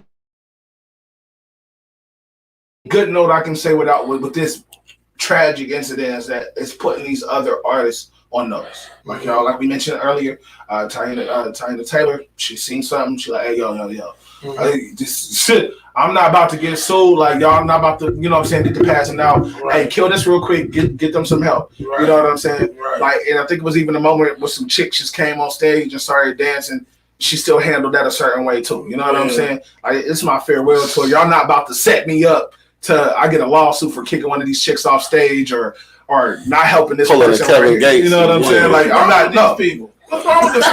What's wrong with the fans? What make you think they're allowed to get on the stage? I would be. It ain't the fact that they don't think that they're allowed to. It's like everybody at this point in the age in the era, everybody want their 15 minutes. That's crazy. Everybody want their 15 minutes. If you can, I ain't gonna lie. If I was 20 in this era, I'd probably do some wild shit too. I did wild shit back then, but the shit wasn't getting recorded. See, yeah, sometimes I feel bad for the stars and stuff. Like I do too. Did y'all see Westbrook? Westbrook had the whole thing. Not to get on topic, but he was. It was in Utah. He was leaving. Oh yeah, they giving him the fan. Yeah, the fan. Was that the one where he went into the? Yeah. At some point, I'm not the star. No, I mean, I get it. I get it, and I feel I agree with you. I agree with you, but the thing is, like I said, I mean, I think that this is putting these entertainers on a little bit of notice. Like, hey, especially if it's something that's in the front that you can actually see. Now, if it's something in the back, bro, you know what I'm saying? Like you said, you pay people to do this job. Right. You know what I'm saying? So now it's like, man, you got to make sure it's certain things in place. Right. From this point forward, no matter who it is, what it is, it's like, hey, listen. What about COVID? That's another thing we didn't think about. They ain't give a fuck. They ain't give a fuck. They ain't give a fuck. But shit, moving on, man. We got all guys here, man. And this is something that kind of been up lately on my social media, and I've been saying is this why are men these days less interested in settling down? As the saying goes, hold on, what would it be like? Why are men against polygamy, but they can't even handle monogamy? I'm like, that's a good one.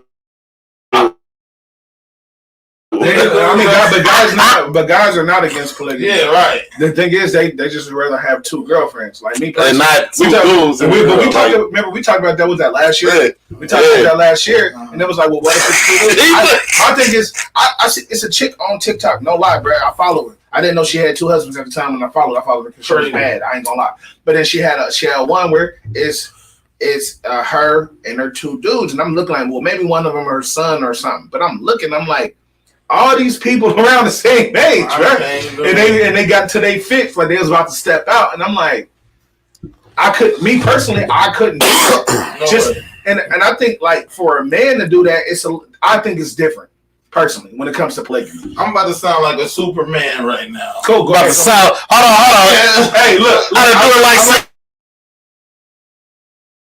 this one time. Toxic masculinity. I'd rather you than me right now. Dude, I bet every man thinking that I can have 2 women, but I sure ain't gonna have like a woman and another dude. No way. That's basically what I was about to say. But it's dudes that's open to that. But my thing is, I be wanting to know the rest of the situation. Like, yeah, that's what we see. Right. But does that mean that are these 2 dudes just for her? her? Or are they Right. Like, does it even get to that? Or is it like, all right, cool, we all together, but I can still, is it an open relationship? You trying to get us canceled, bro? That's The alphabet people gonna come like at your door, bro. Like, we talking facts. I want to know. I ain't gonna say I'm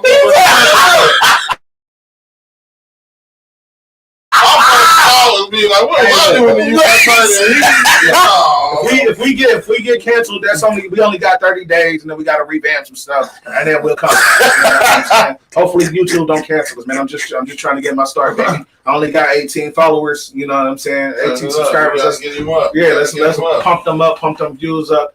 Mind you, speaking of last episode, 17 views. Yeah. You know what I'm saying? We're doing our thing, but we gotta get them subscribers up, people. But like I said, man, I'm just looking at on social media between Facebook, Twitter, Instagram, Snapchat, and everything that I'm on. I see a lot of men, whether they're our age or even younger, you know what I'm saying, more entitled to the younger generation. Is like they cool on being either the side dude or being single. You know what I'm saying? It's like, hey, I'm cool. It's like the guy, and to be honest, I'm proud. I'm proud because a lot of guys over the years, before us, during us, and probably a couple after us, settle. Like, man, you know what? I really want to be married, man. I really want to have this life, man. You know, I guess you good enough. You know, you here, so let's settle. Now, am I saying that women don't settle? Women settle too. But at the same time, man, as a guy, as a man, I know every guy at this table has heard this phrase at least once. It's cheaper to keep her. Oh yeah. Now, I've never heard a female phrase, hey, it's cheaper to keep him, babe. Why? Because if everything folds, they get the alimony. They get the alimony. They get the check. Now that narrative is starting to change. It's a couple of narratives that's starting to change. It's starting to be a lot more men winning these custody battles. Starting to be a lot more men that judges are now looking at them like, nah, you just was using this man. Why was you doing that? Why you know what I'm saying? There's too many variables. Right. Like, nah, we're gonna grant him this. You know, matter of fact, you pay. I seen the clip where this chick, she was big bossing. She talking to the judge about how much she made, thinking that she gonna win. She lose. She gotta pay him a check, and I'm talking a month. She like, hey judge, but what if I get the kids? What if I grab the kids on this? She like, I mean, we can think about doing that. All right, is that gonna take some money? She like, no, you just bossing up earlier. Right. Like, it's different when it's on your boot. Now it's on your boot. But men go through that daily, and I think a lot of these young men are starting to look at the situation like, listen. Instead of me going through that, I can hit and quit. I'm gonna strap up. I'm gonna pull. Us being men, right? Do you feel it comes from men experiencing what it's like to be vulnerable, to have that first heartbreak? Everybody has their first, and no. The type of mental. I think it might happen. Ain't no woman gonna ever make me feel like this ever again. Ever. But it usually happens again. Yeah, we got a quick comment and then we can continue. The comment was on probably what I said. Mary J. Blige had to pay her husband alimony. That's cool. That's one. But she probably made more money than him. So yeah, that has happened. But Dr. Dre just gave up a whole lifetime of money. But Dr. Dre got a whole lifetime of money. I mean, but still, like, and then chicks get mad if let's just say you know what I'm saying, Greg, you do your music thing. Let's say next year or two, bro, you blow up. You know what I'm saying? You ain't got no serious girl. You end up start talking to somebody right after you blow up or in between time that you blow up. And you're like, man, you know what? I'm going to spend the rest of my life with you. But I need you to sign this prenup. And a lot of chicks, I swear, I've seen it. One day I was so bored, I just looked up reactions from prenuptial agreements, bro. And every time, chicks get the blow. Oh, what? Because they see a ticket. I'm not saying all women. I'm not saying all females. You know what I'm saying? Everybody's different. You know what I'm saying? But I'm saying majority of the time, I see a ticket because the girl that's going to try to pull on you is probably some chick that you probably hollered at back in the day that was like, it's not working out. Now they're like, you know what? I missed you, boo. Like, no. Now, guys we ain't going for that no more, bro. It's like, all right, cool. I miss you too.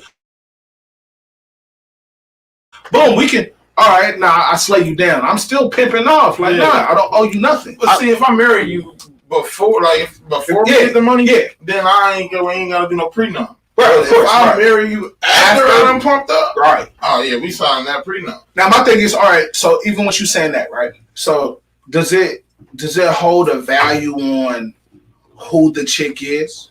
Like for example, like all right, like you said. If we together before the money, like that, I say us. Business is business. No, I know. Just tell me, like if you, like you said, like if it's before the money, you know, you was here to help me grind it out. Right. But let's say it's after the money, but it's still a chick. Like the marriage came after the money, but it's still somebody that's actually been down with you all the way up. Oh yeah. But maybe the marriage didn't come until after. I'm still does that still play a part? Yeah, it does. I'm gonna say us. Go ahead, my bad.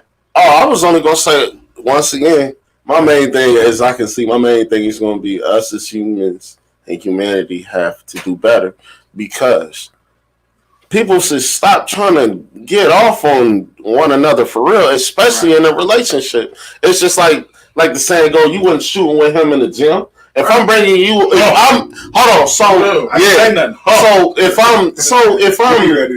I'm generating all this money and you and I'm breaking you off because we're together and I'm buying you little luxury stuff and this and that, I would expect you to do more than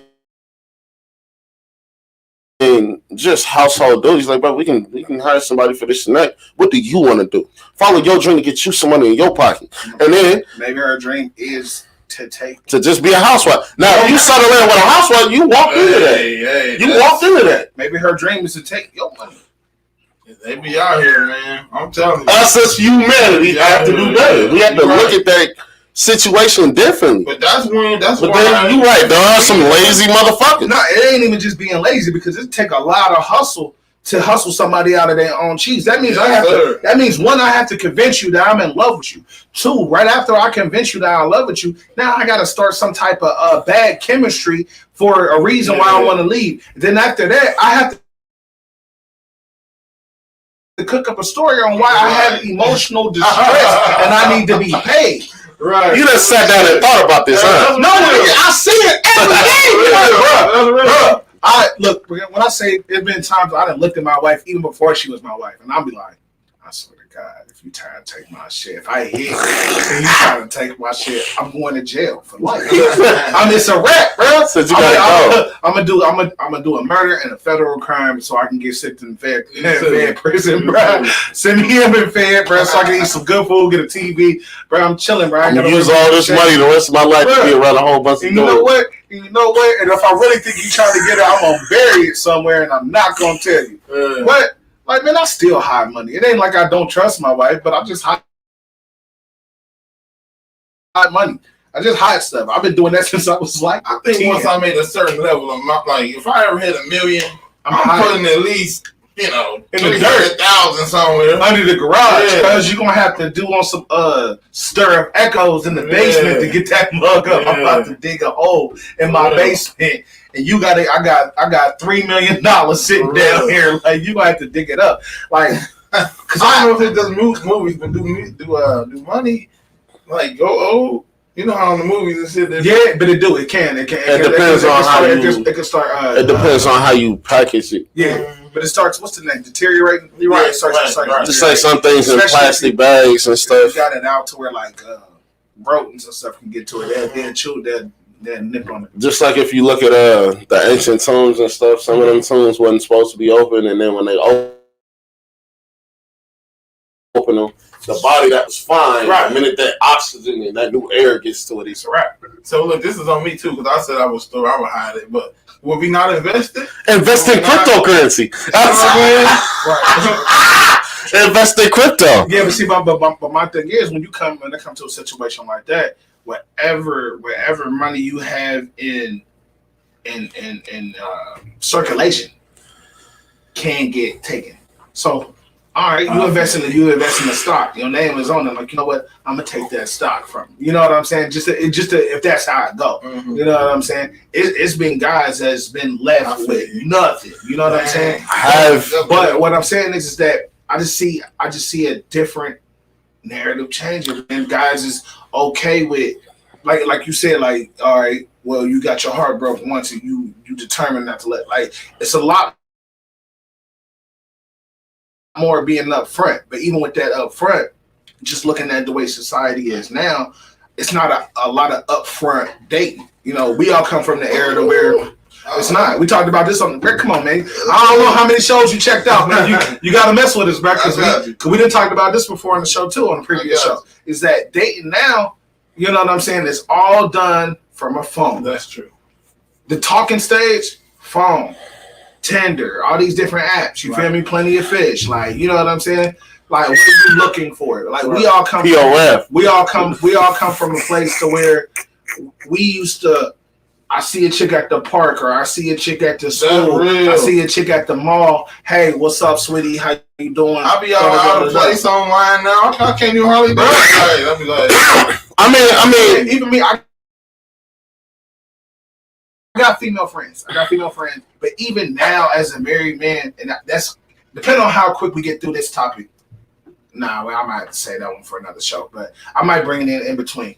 But I even have I have female friends, and certain stuff it makes me feel weird when I'm sending it through Messenger. Mm-hmm. You know what I'm saying? Because it's like, oh man, I got a dude. I'm like, all right, I was just saying what's up. You know what I'm saying? Right, literally, like I'm just like, hey, I ain't talked to you in a minute. How you been? How your kids doing? How your mama doing? How whoever I know in your camp, how they doing? You know what I'm saying? That's kind of what I'm getting at. So, you know what I'm saying? And it's weird because also, yeah, I'm gonna just join them together.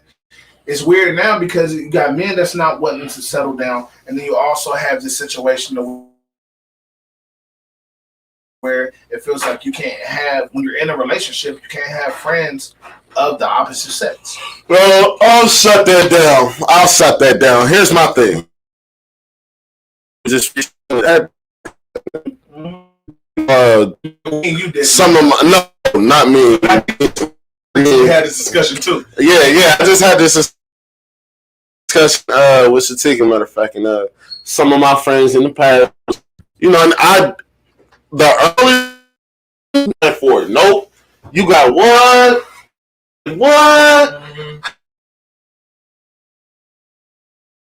Oh, so sneak. Not sneak.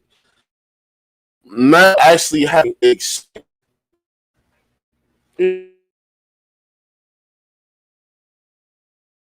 still being cool, and me being into that. Like, no, I'm not gonna be able to chill, but we chill.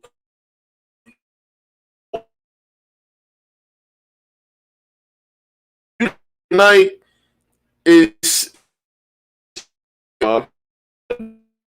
like going on. All it's worse that, you know, it's that type of balance, but it's all in type of respect. Is it something easily able to get over? No, I would advise people to be honest about it though. Yeah. If your partner do ask you, and I ain't gonna lie about it, I did take a pause for a second.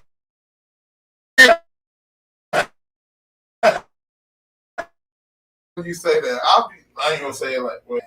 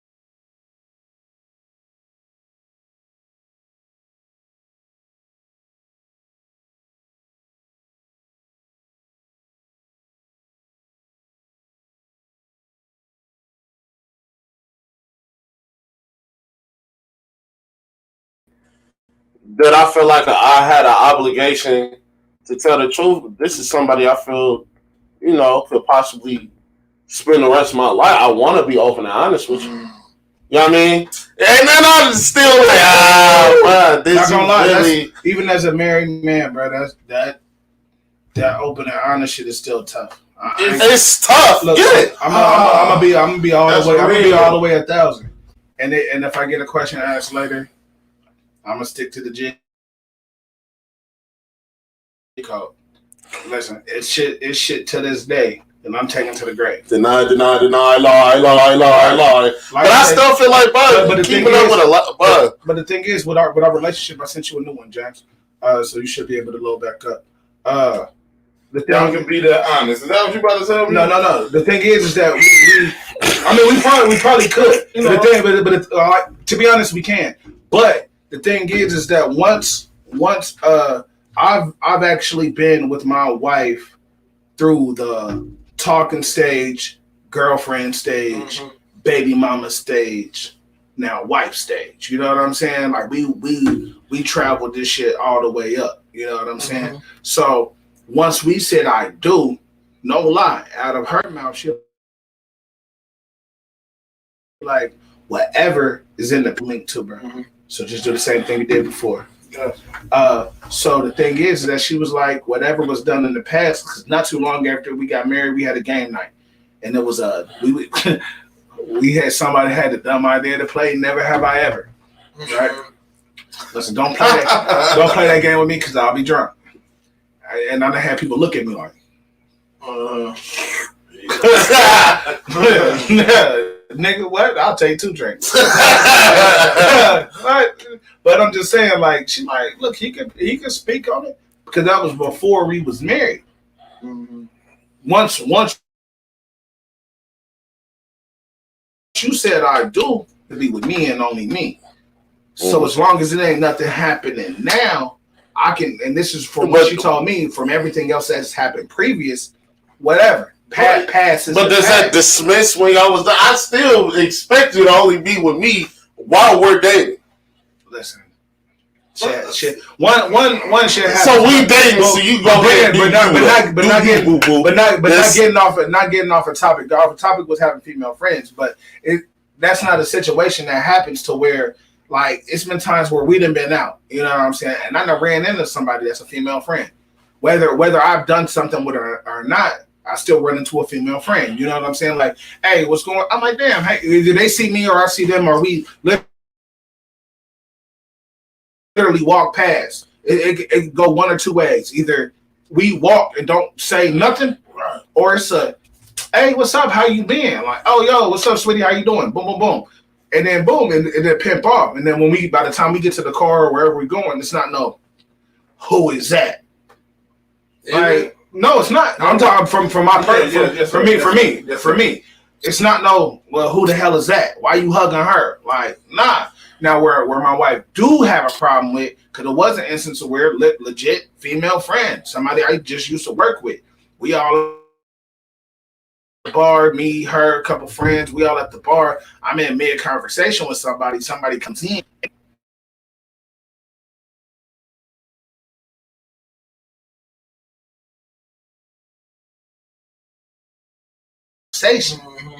Oh, like, who's this? Like, you talking to somebody, and she just come.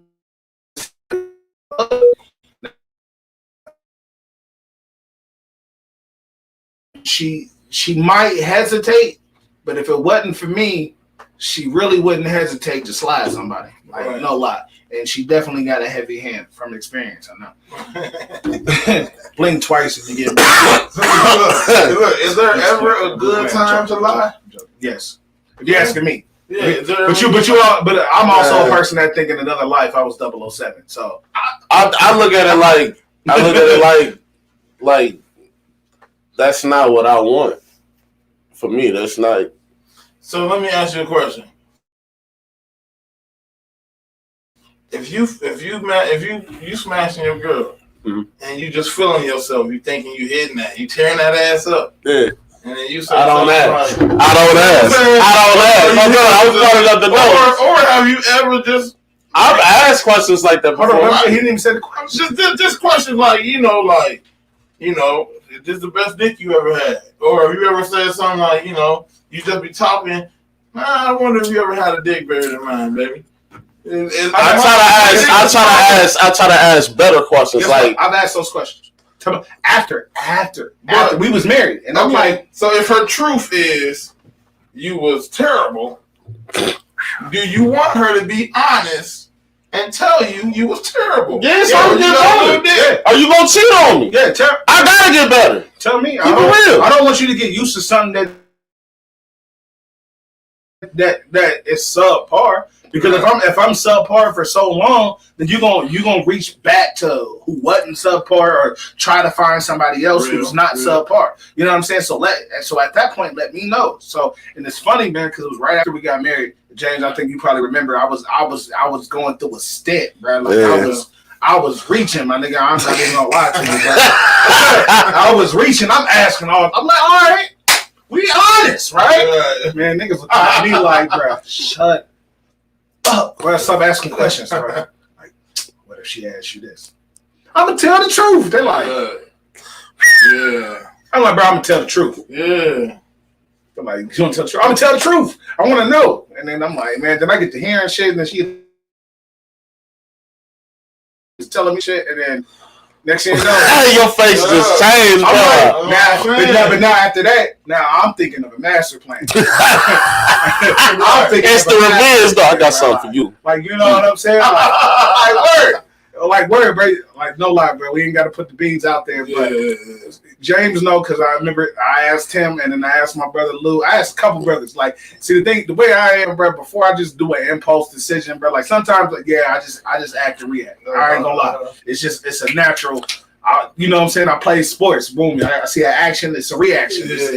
All right, you do this. I'm gonna do this. You know what I mean? But then there's times where I'm a thinker. You know what I'm saying? So it's like. See, I had a slight feeling that I'm on some bull. So I'm going to ask y'all, like, y'all my people, y'all not going to steer me wrong. Am I tripping or what? They're like, bro, chill. We all need that. They're like, chill. Yeah. But that's one thing that I love about, we say the village, you know what I'm saying? Like, that's one thing I love about my village and my people that's around. Like, we all ain't blood, but we together, we family. You know what I'm saying? And it's because one, we don't pull no punches with each other. If you messing up, you messing up. Even back in the day when she was just my baby and I was out here wilding. You feel me? They like, bro, come on, bro. Yeah. But I was adamant about what I'm doing. I'm like, all right, you still, I ain't gonna rat you out, but still, bro, you bugging, bro. Like, you know what I'm saying? And then vice versa, like, yo, what you doing? You know what I'm saying? Whether it's a relationship, whether it's financial, whether it's whatever the case may be, you know what I'm saying? We hold each other accountable for what's going on. And I getting back on the topic as far as the two topics that I'll try to merge together is yes, men. I definitely agree that men are definitely less concerned about settling down. I think it's a mixture in between the two. I think it's a lot of young men that want to settle down, want to be with one chick. But then you have with the variable that James brought up earlier, which is that heartbreak. You know what I'm saying? That one that you did put your all into it, and now you get crushed. Then after that, it's open season. That's usually, especially everything getting hit. Especially with guys. Now it happens with chicks too, but especially with guys, because here's the killing factor that a lot of women don't realize. Women get sex whenever they want. Yeah. Whenever they want. Unfair. And it is though. But the thing is, men are the ones that get portrayed as the dogs. Men and chicks say it all the time. Oh, I get sex when I want. You can get sex when you can. Facts, factory. Shit. If you wanted a special guest, you get your phone. I'll send you a thing. We can make this whole family thing. I can get 10 people on here. Yeah. But I'm just saying, women can get sex when they want. Yeah, way easier. Men way easier. Get sex when they way easier. Now the narrative is changing to where look, it's me. It's E-Dog. I'll take the hits. I wish the I'll be bobbing the week. Can see these faces. If I could if we compare in the room, if we compare in the room, listen, they can. Like for a guy to have sex with a woman, what you got to do? Man, you gotta take them out. You gotta sweet talk. You gotta make her feel like she the only one. Then you gotta you gotta cater. Then you gotta cater to her life. Right. You gotta have a car. You gotta have a job. You gotta have some money. Right. So for a girl to have sex, even with you, all she got to do is come get this up, and be something I'm feeling like. Oh, what? Dudes will be mad. Dudes will not even be like. We'll be like. Tripping like, man, you want whatever. Okay, well, I'll be up there. Give me a second. Give me a second. I'm on the way. Right. You know what I'm saying? But as a dude, you gotta try. And then nowadays, you come across as a nice gentleman. Oh, now you're thirsty. Now you a clown. Now you're soft. Now you gotta like I said, now the stuff is coming off the thing. So as a man that's these dudes growing up, and as men, even our age, has already had a couple heartbreaks, couple failed relationships. Right. Now they looking at it like, man, I'm not gonna settle. I'm gonna pour into who pour into me. Right. If you're not matching the energy, right, then what are we doing it for? Right. Now you got guys that's like, hey, if it's sex, it's just sex. Like I thought we was together. I'm sorry. Why do you think that? That's me. What indication did I give you? What gave you that idea? I'm not gonna lie, man. I just told me and my wife had this conversation a couple weeks ago. I'm like, look, if we ever, like God forbid, we ever get a divorce and split up, I ain't never getting married again. Mm-hmm. Like, never. Like, it's a wrap. Do I regret marrying you? No. But if something happens and this shit canceled, I'm not about to be like, all right, I gotta find somebody else to build a home with. No, I'm out here, and I'll probably be one of the most cutthroat out here to this day. Like, hey, what do you think this is? Like, I'm asking at the end of dates, hey, what we doing tonight? I just want to go home and lay down. Split check. Right. Split check. Right. Dudes is killing all of that noise. We spending money, we spending time, but the only rebuttal is, so all you did was do this just to get some sex? Half the reason, yeah. Right. You saying like, oh well, if you want me, then what's wrong with spending money? I still got bills to pay. That's my whole thing about it. My whole thing about it was always this. Genuinely trying to get to know somebody that's different. My whole thing was always this though. For one, always felt, female friends sometimes realer than your male friends in some scenarios, or they give it to you in a different perspective. But when I was single, it was things that I always liked to do that I didn't want to take a male friend, and I didn't want to go by myself. So I called up one of my homegirls. Right. Like, hey, what you doing, bro? Look, I'm about to go to such and such, bro. Come on, bro. I ain't actually got no money. Come on. And they did the same for me. Well, what is you doing? Hey, I want to try out this new breakfast. I was like, bro, I ain't no real breakfast person. I get paid the next. I didn't ask you got no money. Come on. And it's vice versa. If we going here, I'm about to step out real quick. What you doing? Come on, I'm about to swoop. Right. You got to work right now. So what you doing? Like, my question is even with that, because I feel it's kind of the same way with me. Like I said, I got a lot of female friends that either we done hung out or maybe we just chopped it up. Maybe we went to school together, worked together, whatever. You know what I'm saying? Mm-hmm. But it's like, all right, like you said earlier about the respect factor, and one of the reasons why I brought this up is because last weekend I was bored, bro.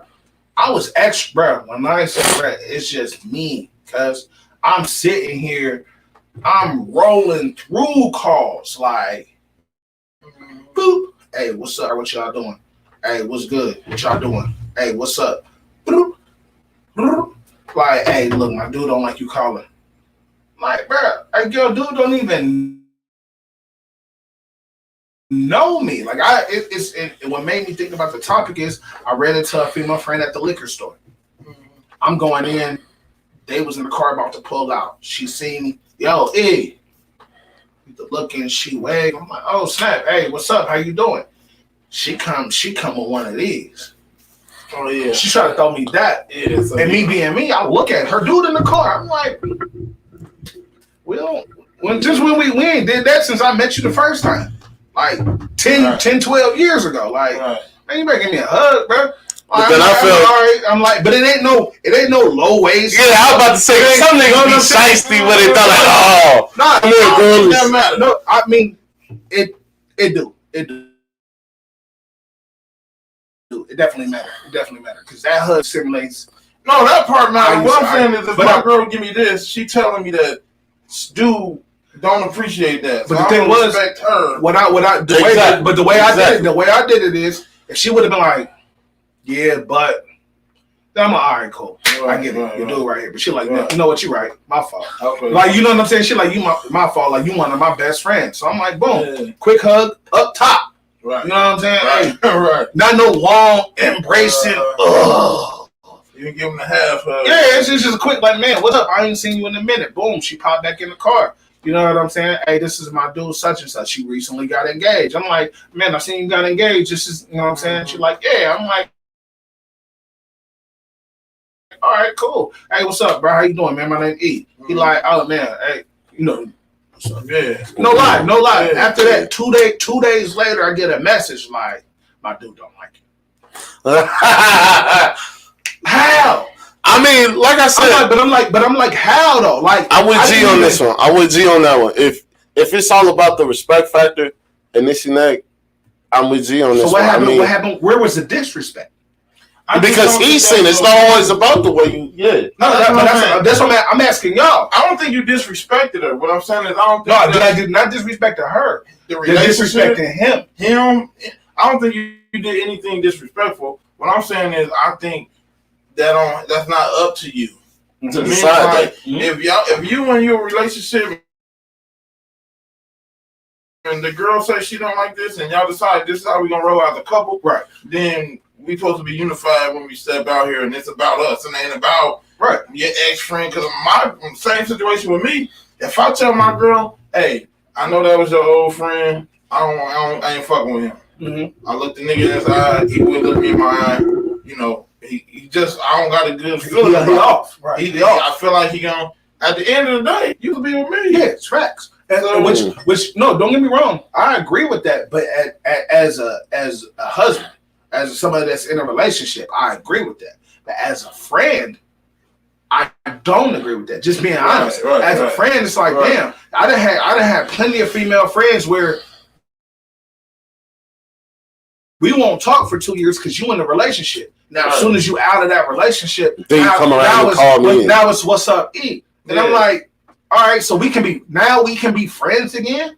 It's like, oh, we never stopped being friends. But I'm like, what you mean? Like, we ain't never did nothing. So would you say that you understand that and you'll be okay with that? I fully understand. Even if they disappear for a while, you like, bro, you was in a relationship, he probably wasn't comfortable to you talking. Right, because I know that as the friend, it's levels to it, right? The friend ain't supposed to take the level above the husband, the wife, the relationship. Right. So I know for damn sure, especially if she was the type of chick that I would mess with, I know once she get booed up, she gonna cut me off if we already got some type of that connection. Or we had some type of whatever. We could have possibly gonna fuck. Because I know if she a real one, she gonna cut me off. Yeah, because at that point she got to. Right. And if she a real one, and she being honest with who she with, because a lot of that shit happened with me. Like, oh well, me ain't cool. Like my one friend, she messed up every time because she like, that's my soulmate. I'm like, nigga, what? Yeah, I'm like, you told that nigga what? See. She like, but she like, that don't mean we gotta be in a relationship for you to be my soulmate. I'm like, I agree. But she been watching too much Twilight. You don't tell your partner, the guy that you in a relationship with, the friend that just hit you up at 10 o'clock just to see what you was doing, is your fucking soulmate. You don't do that. Of course, that's why the nigga don't like me. I'm like, I didn't even do nothing. And then, niggas think you sweet. Like, bro, when I done say I done been through a ringer, bro, over the years, I done had dudes hitting my line trying to set me up. Like, I had fake chicks call my phone. 10 p.m. or 10 a.m.? 10 p.m. That's pushing it. That's pushing it. But see, the thing is with me, I don't agree with the time limit. It's a time limit on after certain times, this is only what niggas calling for. Only reason why I don't agree with it, I've been a night owl my entire life. my entire life. Most of my good conversations happen after 9. No lie. I'm up at 2 o'clock, 3 o'clock, 4 o'clock. You know what I'm saying? I'm up at 12. You know what I'm saying? And if I'm sitting here and I'm, I'm chilling, I'm drinking, I'm listening to music, I'm like, damn, what's up with such and such, bruh? Hey, yo. Then sometimes it'd be like, oh, shit. I look at the time and be like, damn, you is in a relationship now. There we go. Like shit, like you know what I'm saying? Like right. I'm not trying to, and anybody that's a female friend of mine would tell you, like I never tried, bro. I done broke up more relationships on accident. Yeah. We're not doing nothing. I ain't never did nothing with the girl, nothing. Like we legit friends. They fault, hey, you know what? Nah, it ain't. It was funny. The dude's fault because they be so insecure. Like, yo, like who is this? But it was so funny because it's a chick I literally. I remember I was talking to one of my homegirls. She stay in Virginia. We ain't never met before. We met through Facebook. We ain't never seen each other, never met up before, none of that. But so I work nights. So one night I called her, right? Nice. And she got me in trouble. Nah, she said I got her. So I'm like, what you talking about? She's like, well, I had one of my homies, one of my hoes came through and he was giving me head and he called. She was like, I didn't have the ringer off. So she was like, he just stopped and looked up like, who was that? She was like, oh, like I guess he seen my name pop up. I'm like, damn, bro, like I be forgetting, like, damn, bro, like, because if you work all night, she was just like, I'm like, damn, Ryan, nigga, she like, nah, I wouldn't do. I mean, shit, I just didn't answer, and then he continued doing what he was doing. But it was slightly different. I could tell it was different. I mean? We had a laugh about. I'm like, dang, bro. Like, I ain't. Not even just as men, but just as people anywhere, like man or female. Like, even the case may be, shit. You got a chick with you. You know what I'm saying? Yeah. Fellatio. Boom. Your female friend. Cut your ringer off, man. Your female friend. Hold on, but look, female. But even if it is, don't do that. That motherfucker still gonna vibrate like you. Me like. See, that's where you trigger. like if I'm in a relationship and my woman feels a certain type of way about another girl, and I still allow that to infiltrate our relationship, I'm tripping. Good. I gotta. So do you cut the ties? So you cut the ties of If I really fuck with my woman, I don't necessarily have to agree with. So that's to me. That's what a relationship is. Somewhat of compromise. Yeah. If I'm really gonna stick, like if you get married, for example, to death do part, it's like you don't. Somebody gotta die. You feel me? So when I say that, nah. That's how I feel. Somebody gotta die. It ain't gonna be me. I'm just saying.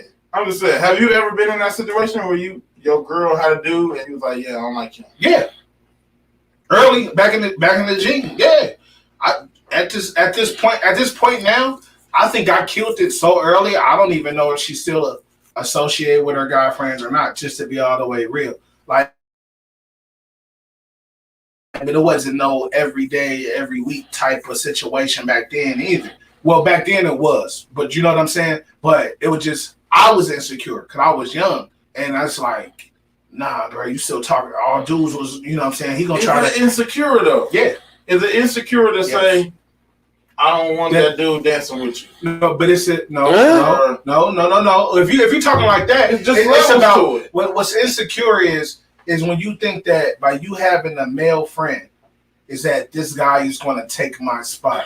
When you given no reason for a guy, like if you automatically and she's like, hey, this is just a friend, and you like, man, I don't trust that. I don't like this dude. Stop talking to him because this guy gonna try to take my spot. He gonna try to hit my chick. It's up to you. It's up to you to let that happen. But see, and I established certain boundaries. So, for example, that's why I said 10 p.m. or a.m. Yeah. If I got a woman, I had a female friend that just told me that. She was like, man, my dude don't like you calling. I'm sorry. I'm like, look, I apologize. It's my fault. So the next time I hit her up, it was 11 o'clock a.m. I'm like, hey, yo, what's up? It's early. Everything's still cool? Yeah. She's like, yeah, but everything not still cool. Man, I pay attention to detail. Everything was cool until, hey, yeah, I'm about to pick my dude up. I got to go. But I'm like, it's early. So what's the problem? You know what I'm saying? If I call late, I get that. You know what I'm saying? Just like if I'm sitting there late in the bed watching the movie with my girl and a female friend call me, I'm not answering that phone call. I feel you. And if I see something, I'm like, hey, look, I'm chilling with my wife right now. Like, not a good time. Like, you got just you know what I mean? Speak what's going on. You ain't gotta. It ain't gotta be no hidden agenda. And I ain't gonna lie, because I've been in one of them situations where one of my female friends had called me, and I answered the phone. Like, I'm like, ha, what's up, homie? Yeah, I mean, then she still didn't like it because I called her home. Like, that's the way we talk. What's up, nigga? What you got going on, bro? Right. She told me about whatever dude she messing with or work or just bring conversation, you know. She still felt uneasy about it. So is it really fair to be like, all right, this person was here way before you. This is my friend. Mm-hmm. Doesn't that fall on that person to trust me? As long as there ain't nothing. That's kind of where I'm coming from from the situation. Now, do I agree with it's a compromise to your relationship? Do you want somebody that's supposedly just a friend jeopardizing the relationship that you see a future with somebody with? I got a feeling we're gonna have some comments in the near future. This would have been a great time to have a female. See, on the podcast. To be honest, I was gonna save it. But I'm like, I don't know when the next time I'm. Oh, we can bring this one back. We definitely can bring. I think I'll leave it with this. I think the one thing that we're kind of forgetting about is the relationship is two people. We're talking about how we feel. So I know we talked on compromise, but when you're in a relationship, even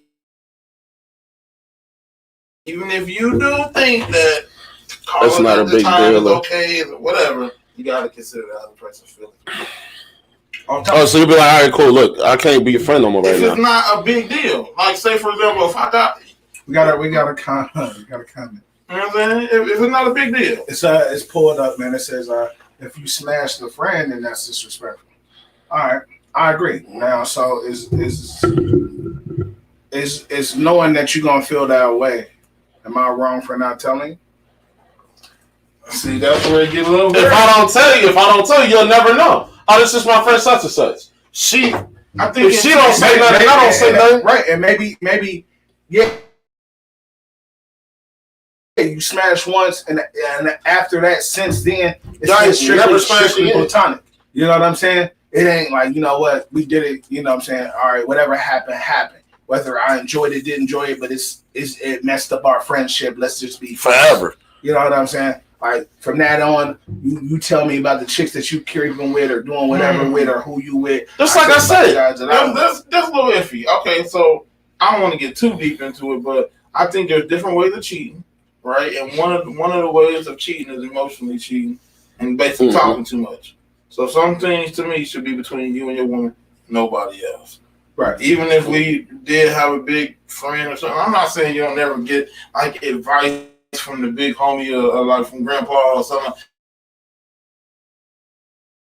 I'm just saying, like, for those part, your business shouldn't be out there like that. Yeah, but that's on the discretion of the individual. Now, just because that's a friend doesn't mean that I'm letting the floodgates to my relationship open to you just because you're my friend.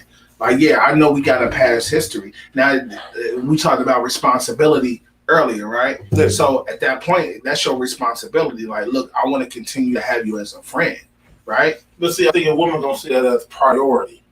See what I'm saying? Mm-hmm. So if a woman says something to the nature of, I don't like this girl, and you continue to have a relationship with her, I think the woman gonna see that now you're prioritizing her. Mm-hmm. You're saying that her feelings and her thoughts and emotions is more important than the ones that I just told you I'm feeling. But hold on, because here's my kicker, and I can't wait to have a female guest on. Because what do females do? Females have a bad habit or a habit of calling, oh yeah, this my sister, this my cousin, this my brother, this my best friend, this my hold up now. That's not your real cousin. I done went through your whole genealogy. That's not your sister. That's not your damn brother. That's not your fucking cousin. Stop calling them that. But that's my play brother. Like, yeah, that's cute. That's cute. My thing is that one, right? But that's what I'm saying. It go both ways. Now we got a comment. I just pulled it up. It says, "So you decide to make that person that you with look stupid." How? And the way I look at that is, how am I making you look stupid? The only way I'm making you look stupid is if I'm cheating. Is if I'm right. That's exactly what I'm about to say. If I'm cheating, if I'm still like, all right, yeah, this is my friend, and I'm still tagging this person, and they coming around kicking it at the house, and I got you solely believing that this is just my friend because but it's not. Then yeah, because the main thing. Now I got you looking stupid. My fault, Jess. But I'm just saying, like, at the end of the day, it's like, oh, but you hit this chick. All right, I hit this chick way before I even met you. True. So how are you looking stupid? Is this my friend? Yes. Now, if you want me to be openly honest about it, yeah.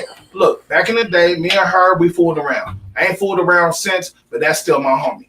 Now, emotions take in. It's like, nah, she still wants you. Nope, I don't like this tramp. Stop talking to her. But what are women quick to say to men? Oh, you're insecure. Yeah, but if I go out with me and my girl, you're insecure. But see, that's why we lie. That's why a lot of But when you tell the truth, I still get put. I'm fucked either way. I might as well lie. You damned if you. I might as well lie. I think it's important to know your mates. True. That's really important. If you tell the truth and you know she gonna blow up and she gonna kill the noise, and you like shit, but I don't really want to kill it, I'ma just lie. But you also gotta know if you get caught in this lie, even though you ain't doing nothing, you gotta. My thing is this, man. Whatever you do, the actions or reactions is on you. You know what I'm saying? If you make a move, if you make a decision, you make a choice. You feel me? Whatever reciprocates that. You got to take it in stride. My main thing I'm saying is, if the friendship is a genuine friendship, I done cried to this person before. This person has been there just to listen to me. Friends get tired. Hold on. Friends get tired of even. Nah, it was just I don't know. I'm in the zone. Hold on. I'm thinking I'm having a conversation in my mind. I'm feeling crazy, bro. But it's more or less like. Like the boy officially retarded. That was something else Kevin Gates. But it's just like if the friendship is shown to be a friendship and I keep cutting you off after every relationship. Like I was friends with one female, she was like, stop texting my phone, Jane. I'm like, bitch, like what? Like, hold on, what? Huh? Like, man, fuck you, bro. Like I'm not your friend no more. Right. So whatever happened, don't call me no more, bro. Because that's unnecessary, bro. I done had friends like that too. Like no lie, like we still cool now, but there was a time where it was like, hey man, I can't talk to you. I'm like, all right, what I do? Nah, I'm in a relationship. Like, all right, I'm happy for your relationship. I'm fully leaving it alone, right? No. I mean, I'm gonna leave it alone. Mm-hmm. I'm like, because at that point, there's no reason to push it. You know what I'm saying? Because you didn't already told me what your decision is. Right. That you got to stop talking to me. But my thing is that when you have a genuine friend, you know what I'm saying? James, genuine friend, brother to me. You know what I'm saying? We didn't laugh together. We didn't cry together. We didn't had heart to hearts. We didn't been angry at each other. We did all of that shit, real shit. You know what I'm saying? At the end of the day, it's not gonna be no. I want you to stop talking to James. You feel me? Like you gotta leave James alone. It's only solely because of the opposite sex. Like because I have a friend that we could have shared them same type of moments. I've even had it brought to my position like, oh well, that would be like, you know, like my whole thing was, all right, well, you got a friend that is of the same sex that you slept with. You dig what I'm saying? Oh, well, that would be like, but that's still your friend, but that's different though. But then when it got flipped on me, like, oh, that'd be like if you had sex with one of your brothers. Like, hold up, whoa. First of all, I swear that ain't me. Let him clean that up. You get what I'm saying? Clean that up. That was her point of trying to. And I'm like, bro, that ain't never happened. That's not who I am. I'm not that guy. I'm not that guys. So, but it's the same thing. Do you get what I'm saying? Nah. You still have friends that you slept with, whether the sex doesn't matter. It's the same crime, but I think It's the same, but it's a little different. People look at it. People look at it different. Like people but look at two gay girls. That don't make it right. People look at two gay guys. What the fuck wrong with them? Right. You know what I'm saying? Like, so it's a little different. Like, no lie. I watch lesbian porn, but I don't watch gay porn. exactly. Like, you know what I'm saying? Like, that's not also. I'm like, oh, That's one of them things that it's give me wrong. different. Two chicks tearing each other up. Yeah, It's freaking amazing. Yeah, I'm down with it. I'm fine with that being different. We don't need But the everything thing equal. is, that's when you had a polygamy conversation. But then at the end of the day, women is selfish, G. They selfish.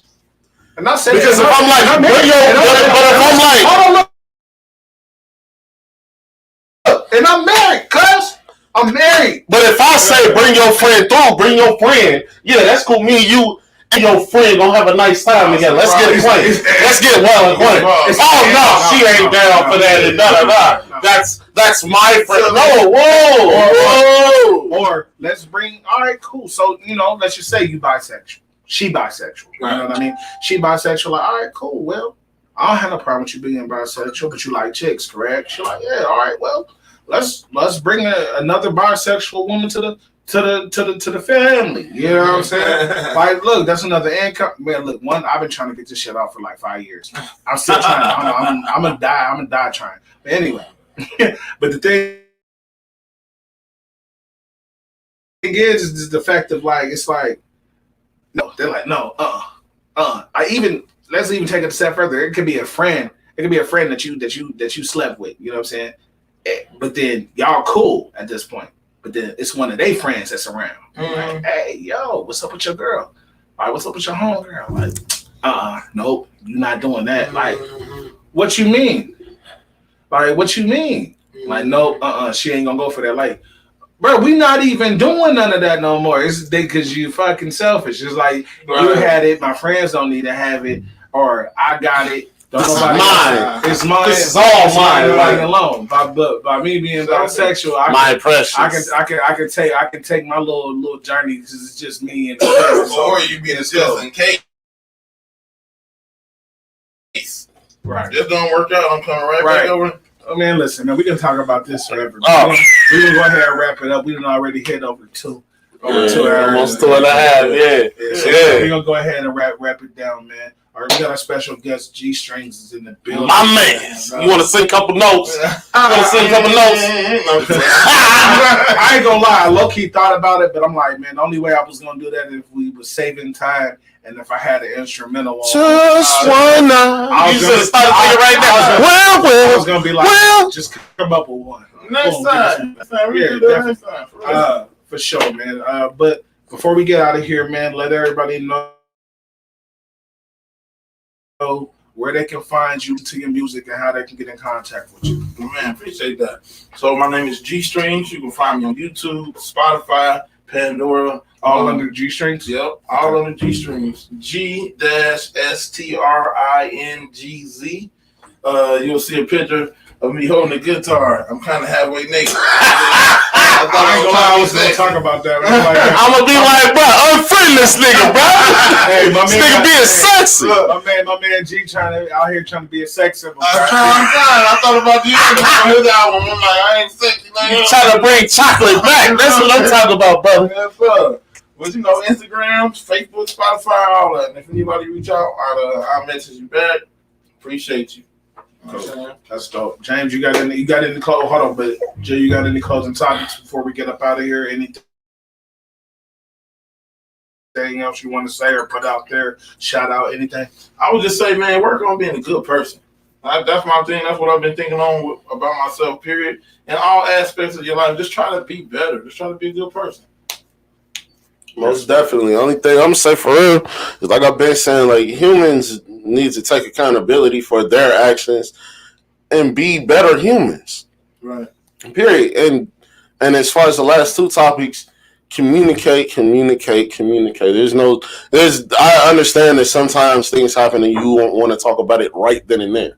Don't let the day go by and you still ain't talk about it. Right. There may be some things that I'm going to say that you don't like. There's going to be some things that you say that I don't like.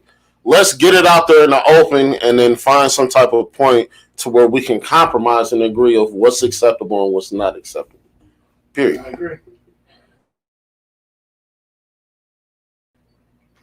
Oh, snap. All right. Well, this is First Class Podcast. I'm your host, E. Carter. The beer way himself, man. All in all, man, like Jen kind of just alluded to, man, we just got to do better as individuals. Sometimes you're in situations where integrity goes out the window. You know what I'm saying?